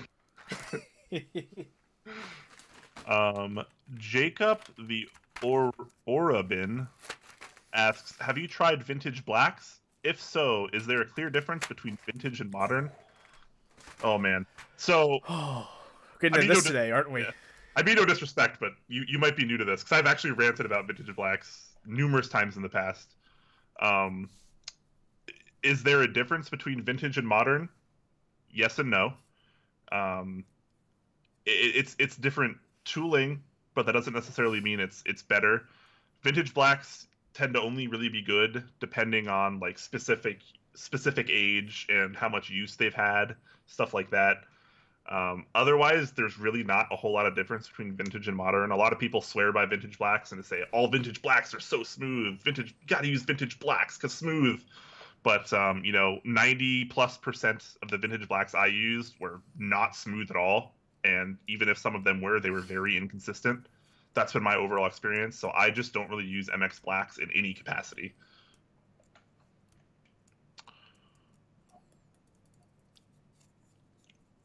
Baby Feets asks, did you see that Alps spring and box spring are matching diameter? Yep, I saw that post. It's cool. Yeah. It's cool. There's the only advantage is you can get the Sprit Alp springs off eBay or off his Google form on Keycap, I believe. Yep. Avid User 2 asks, what future drops are you looking forward to? Good question. What do you mean future drops? Future group buys, I guess. Group buys that haven't started yet. Group buys that are about to start, I assume. The SB, the adjustable tilting case one, modern M0110, and CA66 are my top 3. Yeah, I'll go with that too because I can't think of any other ones off the top of my head. Avid User 2 asks another question. It says, talking about angle, did you see how low? Wow. I'm trying to correct your wording because you made some errors, but I'm having trouble with that too. All right. Talking about angle, did you saw how low Noctuary 268 sits on table? It looks super comfortable to type on. Huey, what is that sweet dolch going on? I don't know how the Noctuary 6.6 angle is. I assume it's the same as X60, which has like a very flat bottom too. So yes, it sits right up against your table or your desk. Sans bump-ons, I guess, if you use those.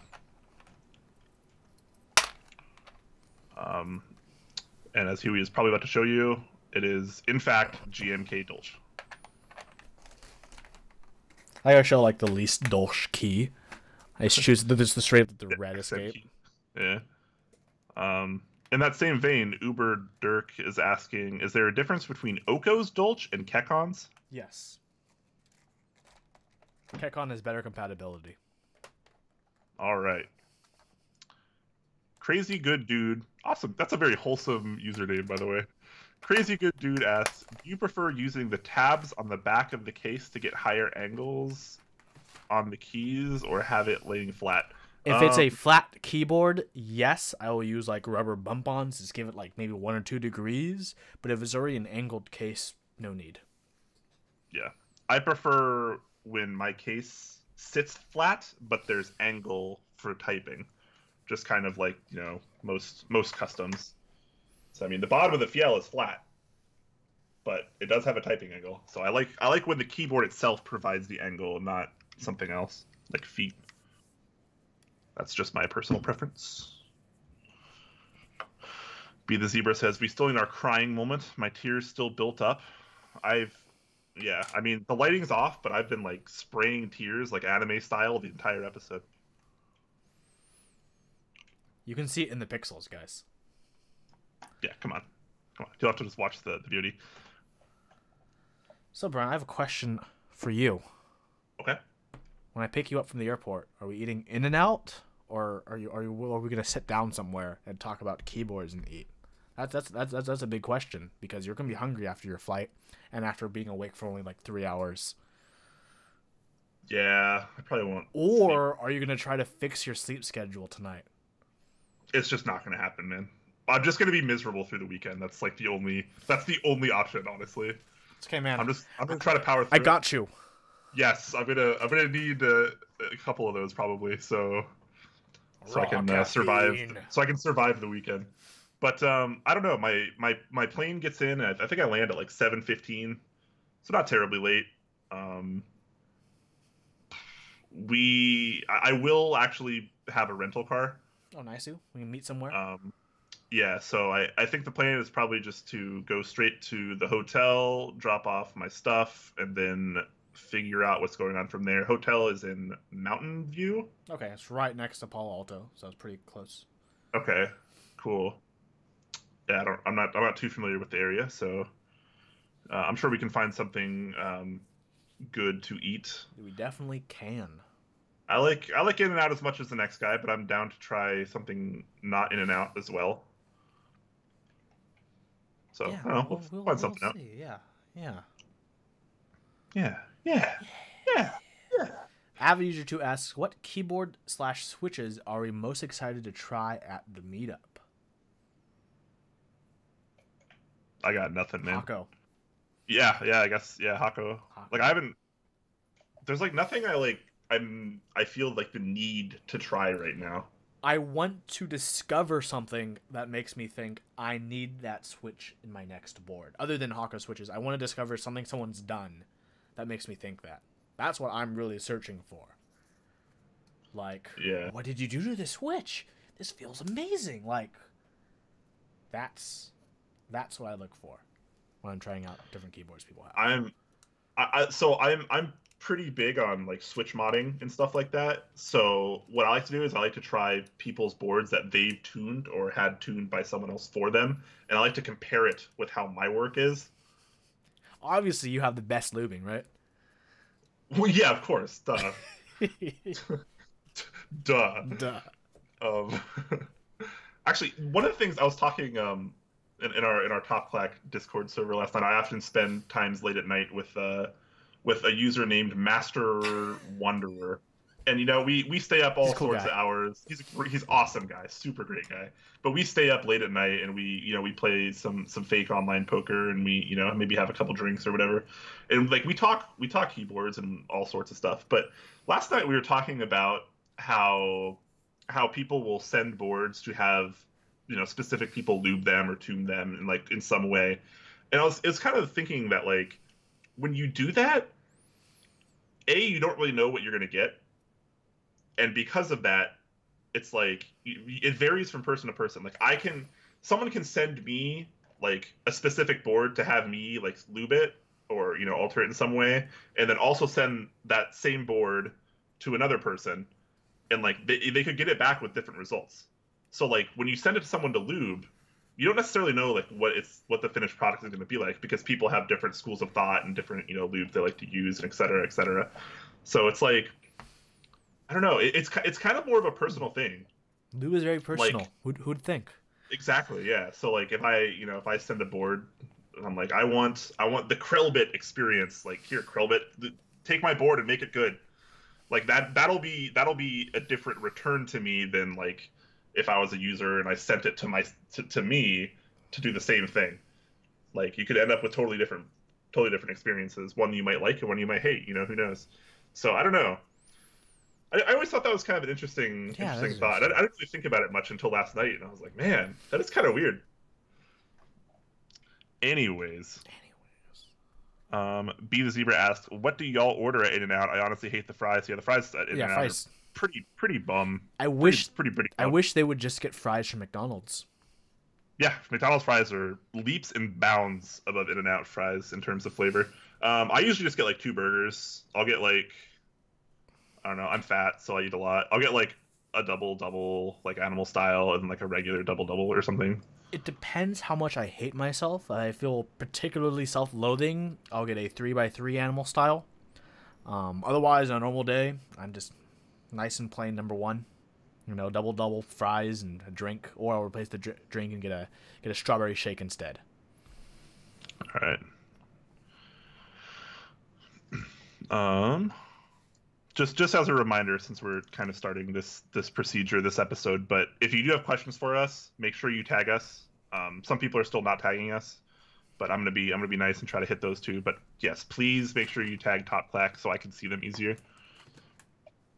All right, so Overkill asks, what kind of switches do you guys use, clicky or tactile? I don't use either very much, honestly. I use linear mostly. But if I had to choose between clicky and tactile, I'd probably pick clicky. I don't know. For MX switches, it's hard to say. The only tactile switch that's good is Holy Pandas. I use all three. Well, yeah, my tactile MX board is Holy Pandas. My linears I've been using a lot of my Telios, my clickies. I have my box whites on my Fjell, which will be hopefully replaced by navies or jades when those release. I use all three varieties. I'm a multifaceted individual. On Top Clack, we do not discriminate against switch types, except for ML switches. I just decided that right now because those are wet newspapers. All right, I'll support that. But yeah, no, there's good and bad switches in all genres. It's fine. Jacob the Orobin asks, do you guys have a board that you would consider priceless? For me, that's probably my Fjell, just because it's, I don't know, it's got a lot of sentimental value. My HHKB. Yeah, I guess I would say that too. But I would say the HHKB Pro 1 that I sold already a long time ago. That's one board that's probably my biggest regret in my keyboard career, is selling that. Avid User 2 asked an interesting question. What is the best switch/board you tried that didn't belong to you? Huh. So if you, in terms of not just the feel, but the uniqueness of the word best. So this wasn't the best feeling board, the most unique board when I was touring Input Club. I wish Hato would bring this to the meetup, but he's not going to because it's a pain in the ass to set up, and I understand. He has a keyboard where it works by when you press a key, it hits this rubber band, and it makes a vibration, and there's sensors on each side that will detect the vibration, and that will determine by how it vibrates what key you've pressed.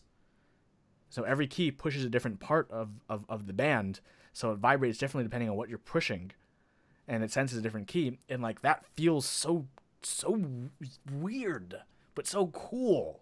That's really interesting. That's like the weirdest mechanism I wouldn't have thought like to make a keyboard with. Like if it vibrates this resonance, that means you hit this part of the string, so that's this key or this key, and it works when you hit shift too, because it changes the whole thing for capitals. That's so epic. It's like, what? This is crazy. That's like magic.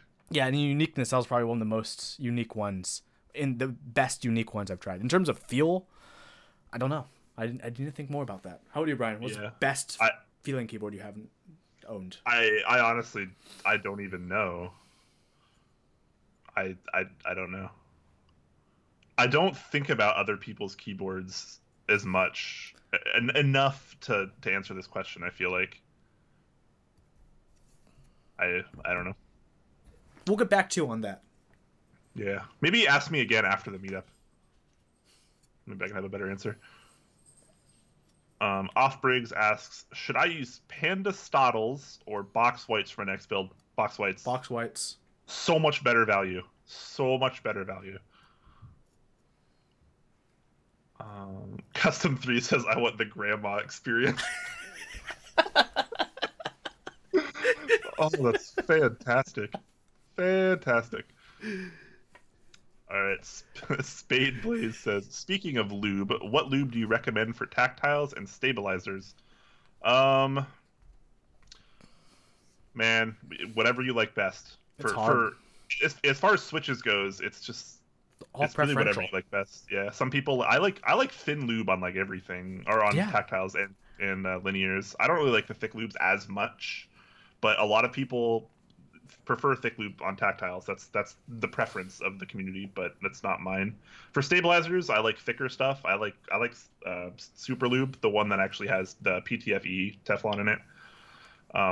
That works awesome for me. I get very good, consistent results every time, and it's really cheap. You can get like a $6 tube on Amazon, and it'll like last you your lifetime. Are there better stuff for stabilizers? I don't know, maybe, but super lube works really well for me. I'm getting a lot. I always get a lot of flack for this, but I'm a thin lube everything kind of guy for my lube, including stabilizers. I also like thin lube for. People are like, but it doesn't make it as quiet. I don't. People who know me know this very well. I extremely do not care about the sound of a keyboard, whether it's loud or not. You say that, but you remember your RS78 video? But those stabilizers were also so bad. Yeah. Yep. Yep. Frostbite Streaming asks, what switches will you be putting into your E6 V2, seeing as it is coming along well? Yes, it is coming along well. If you haven't actually seen, there are pictures posted yesterday, or maybe the day before. I don't. One of those 2 days, where he's got actual units there. That feel when I'll looks probably get my E6 before my E8, like lol. Yeah, probably happen. Wow, Brian, what switches are you putting in your board? So I actually got. You got 2 plates, right? I got 2 plates and 2 PCBs, if I recall. I hope. Probably email That's why I'm hoping he posts the orders at some point, so I can like make sure that I got what I was thinking of. I don't know. I got a red aluminum plate and I got a polycarbonate plate. For the polycarbonate, I will probably do some variation of linears, probably lubed. I'll probably go like a lighter spring this time. Usually I go something in more the mid-range or heavy, but I don't really have any like light linear boards, so I might fill that gap there. I'm thinking kale burgundies maybe. That'll kind of fit the red theme that I chose for my colorway as well. So that'll give me something to use there. Or maybe I'll use kale reds or something. I don't know. For my aluminum plate, I don't know, man. Probably some kind of tactile, probably lubed. Haven't thought that far ahead. It's still going to be a little ways out, so I don't know. What about you, Huey? I only got 1 PCB, 1 plate, brass plate. I remember I got the baller not on a budget build, which was You went hard with the brass and micro arc white top, brass mid piece, brass plate, white micro arc bottom, and brass nameplate. Bala. So I don't know. I don't know at all what switches I'll be putting in. Who knows? I usually never know until like I get switches I want to use. Yeah, like when I get the board. Yeah. TBD. Yeah. Definitely TBD. Gizmoplex asks, when is the lubing guide article update? I still need to work on that. After the NorCal meetup, I'll be able to jump on that. So hopefully very soon.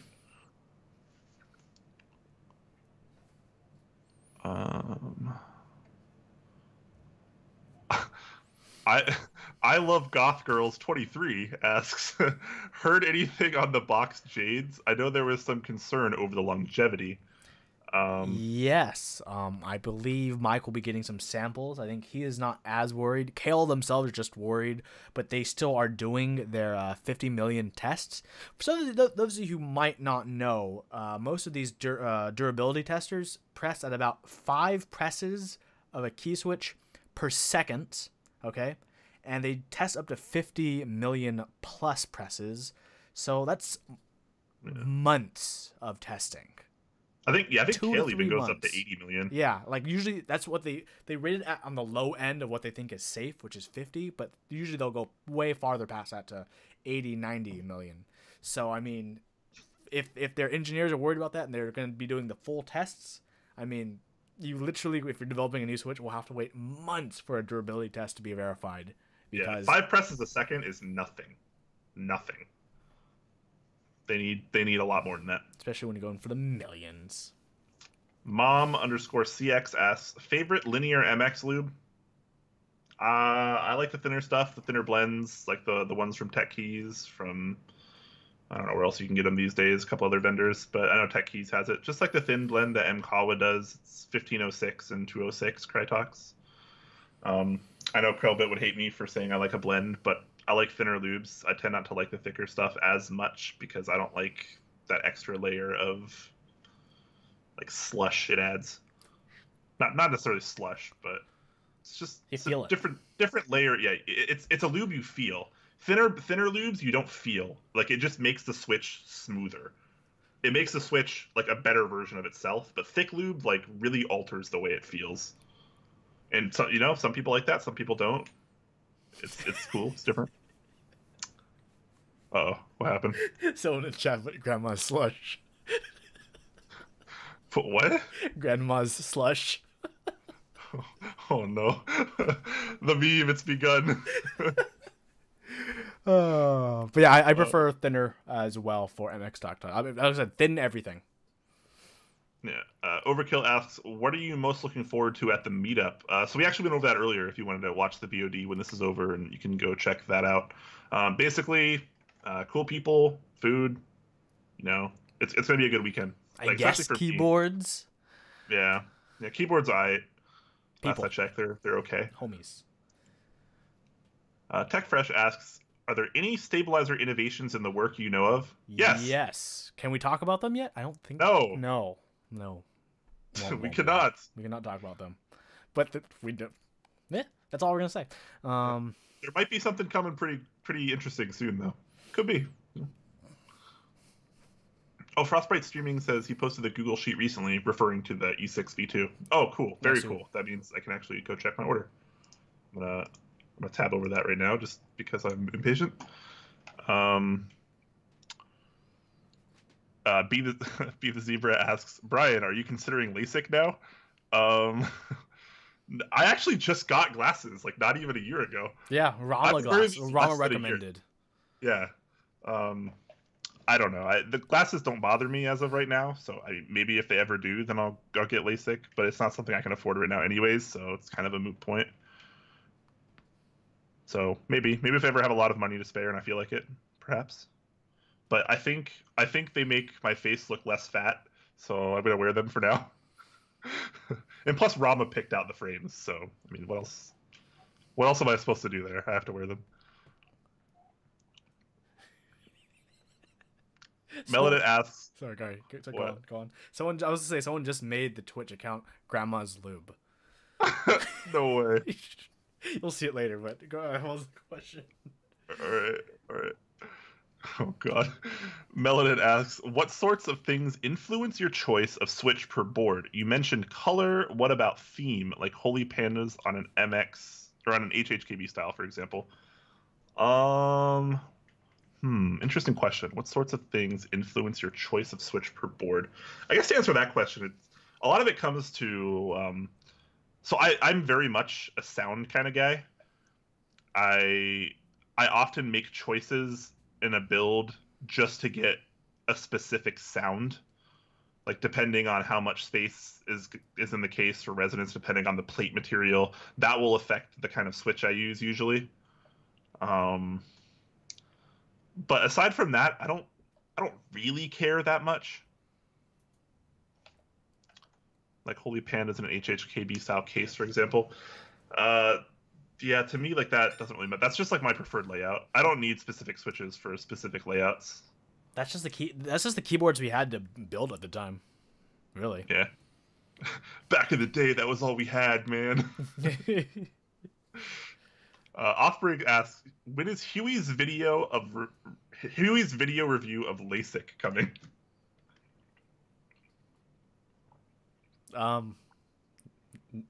Never? Soon? Someday? I don't know. You can always ask me about it on the Discord channel. Top Clack reviews LASIK incoming. Frostbite Streaming asks, what are your thoughts on GMK Necro, and what do you think about it not reaching MOQ? This is actually, I'm surprised we didn't actually have this in the topic doc, but GMK Necro is not doing well right now. It's going to fail. It's ending tomorrow, it's and basically it's like the fail. 70 out of like 250. I'm gonna be totally honest. It's one of the best looking GMK sets I've ever seen. I would love to buy and use that set. I think it's awesome. I think it's a little bit of a failure that she chose to run it effectively by herself, and like even though she did do GMK Plum through Mass Drop, mind you, she doesn't really kind of have that what's the word I'm looking for? The community rapport, I guess, to be able to run a set like that on her own. We've seen this in the past. Dave from metkeys.ca tried to run a key set by himself, and it did not go well. And sometimes that happens, but a lot of people underestimate the kind of reach that something like Mass Drop or Originative or even something a little bit smaller like Keycap, they have so much more reach. They reach so many more people, and so many more people are more okay with buying through established, reputable vendors than they are buying from some random person that they don't know. And that's kind of just how it goes. It sucks. But, I mean, at that point, it almost has nothing to do with how good or bad a set is. It's just how you choose to run it is as important or more important than the set itself. As a set, I love Necro. I think it's awesome. But, it just sucks that we'll probably either not see it or we'll have to wait a while before we see it. I do want to say it does seem like there's a bit of GMK saturation at the moment. There's a lot of GMK sets running. That too. And coming in stock. Oblivion, Muted. What else is running now? Laser, which is the big one right now. More I'm forgetting, but yeah. Always more. AvidUser2 asks, did you see the Kin 25 TX60? A guy posted a small review of it. I have no idea what that is. It's just someone did a text review with some pictures. It's tight. All right. The Beepaha, which is Josh, Pluggable, asks, you gonna miss me, baby? Yes, I'm going to miss you. We will miss you. Baby, we will miss you. We will sing in your honor. There we go. Grandma's Lube. That's just great. I wonder who got that, actually.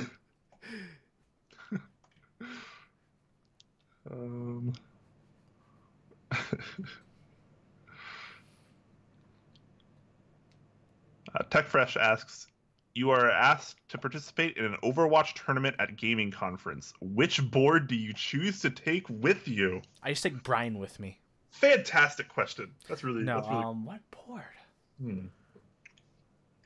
I'm like looking in my closet of boards. Oh, so let's see. I'd only need to use the actual key. I wouldn't need to push to talk key because I assume I'd just be on like speaker on for the voice sharing with my teammates because it's a LAN. It's a LAN, right? They're my actual teammates. We communicate. We're used to this. So I wouldn't worry about that. So I would bring either my X60 or my Real Force 87U. Yeah. To the people who say no Topre for gaming, you're wrong. I'd probably bring my Fjell. I feel like I'd rather bring my X60, but I think Holy Pandas aren't as good for gaming as linears for the same reason, in my opinion, as Topre. I love the Switch, but for gaming, I sometimes float keys, and it's a lot harder to do that on Topre or Holy Pandas. Destroy you at Unreal Tournament later with my X60. Hey, I won some games last night. Very true, very true. Huey and I have been playing the new and free Unreal Tournament pre-alpha that's up right now. It's been a lot of fun, and Huey is surprisingly good. Gizmoplex asks, any plan for after show stream? I was kind of considering it. I have some keyboard work to do, but I honestly don't know if I'm up for it. I don't know. We'll see. We'll see. If I or we do, then we'll post about it and you'll know. But I'm not sure right now. I got a lot of stuff to do, and doing it on stream would slow me down a lot. I have done nothing to prepare for NorCal, and I fly out tomorrow afternoon. So I'm going to rebuild my Fjell and lube the switches and clean all of the keyboards I'm bringing and do all of my packing for NorCal tonight. I'm driving out tomorrow morning and I haven't done anything either. Be right back 1 second. Oh, okay. I'm not sure where Huey's going, but this might be the first time he ever left stream during an official Top Clack episode. Gotta make sure to give him crap for that. All right, Frostbite Streaming asks, when building a new board, do you order parts, switches, stabs before you receive it, or do you wait until the board is in your hands? I guess I mean, it's not something I've ever really thought about, but I guess normally I would get the parts beforehand. When I get like a housing in, like a case, I want to build the board. I want to have all my stuff already ready, because like that's like the coup de grace. Like the housing is like the piece de resistance of your keyboard, basically. So I like to order stuff in advance, I guess. I love Goth Girls 23, hilarious username, by the way. GMK muted or 9009. I prefer 9009, but I mean I like them both. Muted is also fantastic. I mean they're both like really similar. I dig them both though. I'd use both. Oh, dog clack in the house. Top dog, I mean. It's been a while since Giorgio has made an appearance on stream. Hi, George. All right. Well, I think that's probably about it for us. Wrap up the Q&A a little bit. Avid user does ask, did we get Yuri? I don't think Huey or I ordered Yuri, so we did not get Yuri. How do I like it? I think it looks fine. I really like the Cyrillic's legends on like the specific Cyrillic kit. I think it's awesome. Yep. But I didn't get it. Yeah. All right. Any closing thoughts, Huey? If we decide to do some keyboard chores or stream prep stream, we'll let you know. We'll let you guys know in the Discord. Yeah. I'll make a post on Reddit, but Discord is also a good place to find out. Of course, special thanks to our sponsors, Input Club, Novelkeys, Z Frontiers, for being awesome and doing awesome. Input Club has their new Hako switches on Group Buy phase right now. You should check it out. $54 for 120 switches. Great price. Wonderful. Novelkeys has their pre-orders now for the Giant Switch. Really, really awesome. Really, really fun. I'll be having some content with those switches out next week after the meetup. Yay, yay, yay. And then our third partner, Z Frontier, which has been subbing actually some of our content in Chinese, where Brian is also known as Foreign Big Brother, which is just wonderful, absolutely wonderful. They Perfect. are in the ending phases of GMK Night King, not GMK, SA Night King, sorry, SA Night King, which you should all check out. It's a really cool, nice, cool blue colorway. Man, I kind of wish I did that in GMK. It could be like a subtle blue set, because there's not many subtle blue sets other than like Olivetti. And even the blue they use for that is a loud blue, but it's subtle because they use the white and beige. But yeah, check those things out. If you enjoy supporting Top Clack, feel free to support us on Twitch with a subscription if you like us that much. If you have Amazon Prime and you haven't used your Twitch Prime yet, feel free to maybe throw it our way if you haven't used it. And if you have used it in the past, it doesn't automatically refresh every single time. So if you liked us last week supporting us, feel free to do so again this month. The links for our Discord is below, along as a link for our website, where we also have some awesome content. Brian and I are working on some more text articles like the existing ones we have, as well as more YouTube content. I feel like I'm forgetting something, but I don't know if I am or not, Brian. Are we forgetting T-shirts? We have T-shirts for sale thanks to our partner Input Club at Kano.store. They are very delayed at the moment. We've greatly apologized for that. They'll all be resolved after the meetup. There was a big shipping mishap with the manufacturer, but that is getting resolved this weekend probably. So yeah. And I have been told that they did receive enough shirts to cover the shipments for the current orders of Top Clack shirts. So if you did order a shirt, you'll probably still be getting it pretty soon. They actually have them at their warehouse now, and it shouldn't be much longer now. So definitely, yep, there's a Discord link in the chat. If you haven't subscribed to our YouTube channel yet, definitely do it, because we're going to be having not only our like current content and our VODs and stuff on our YouTube, but we're also going to be releasing new content, new and different content. It'll be a lot of fun. So make sure you subscribe there. And yeah, feel free to pick up a shirt It's a good way to support us. And like Huey said, subscribe to us on Twitch is also great. If you got Amazon Prime, that means you have Twitch Prime, and you can subscribe to us. Costs you this many dollars, but it also helps us out. Every little bit helps for us to get some giveaway items, which we'll probably have another one at the end of the month. Maybe a nice project we'll be giving out at the end of the month. We will see, but most likely by how things are looking. Thanks to everyone's support. Thank you everyone so much for watching Top Clack. I guess we finished like 15 to 30 minutes earlier than we usually do, so we're on a good trend, I guess. Does it remind you of something else in your life? Finishing 15 to 30 minutes before usual? The 30-minute part, someone else. Oh, terrible. Just terrible. But thank you for the subscription. Yeah, thank you for the subs so much. It's great. Yeah, feel free to join us on our Discord. We're always hanging out there, being active, talking, playing poker or video games, or just talking about the keyboard life. So everyone, we will catch you actually not next week even. We'll catch you Saturday, either in person or on stream. We'll also be posting about it before the meetup. It's going to be at 1 p.m. Pacific for our live episode, but we'll also be streaming Hata's talk at 11:30 a.m. on Saturday, and Jesse's talk at 3:30 p.m. that same day. So 2:30. So it'll be cool beans.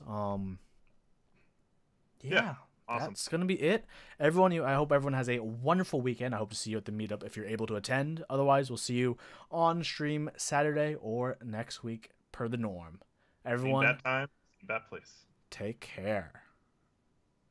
I should probably the intro again, I guess, because we don't have an outro. I'm gonna roll it. It's rolling. We're going. It's rolling. Yeah, it's right now, and it's about to end. I like people can hear me like commenting this. And then I'm gonna stop the stream. Goodbye, everyone.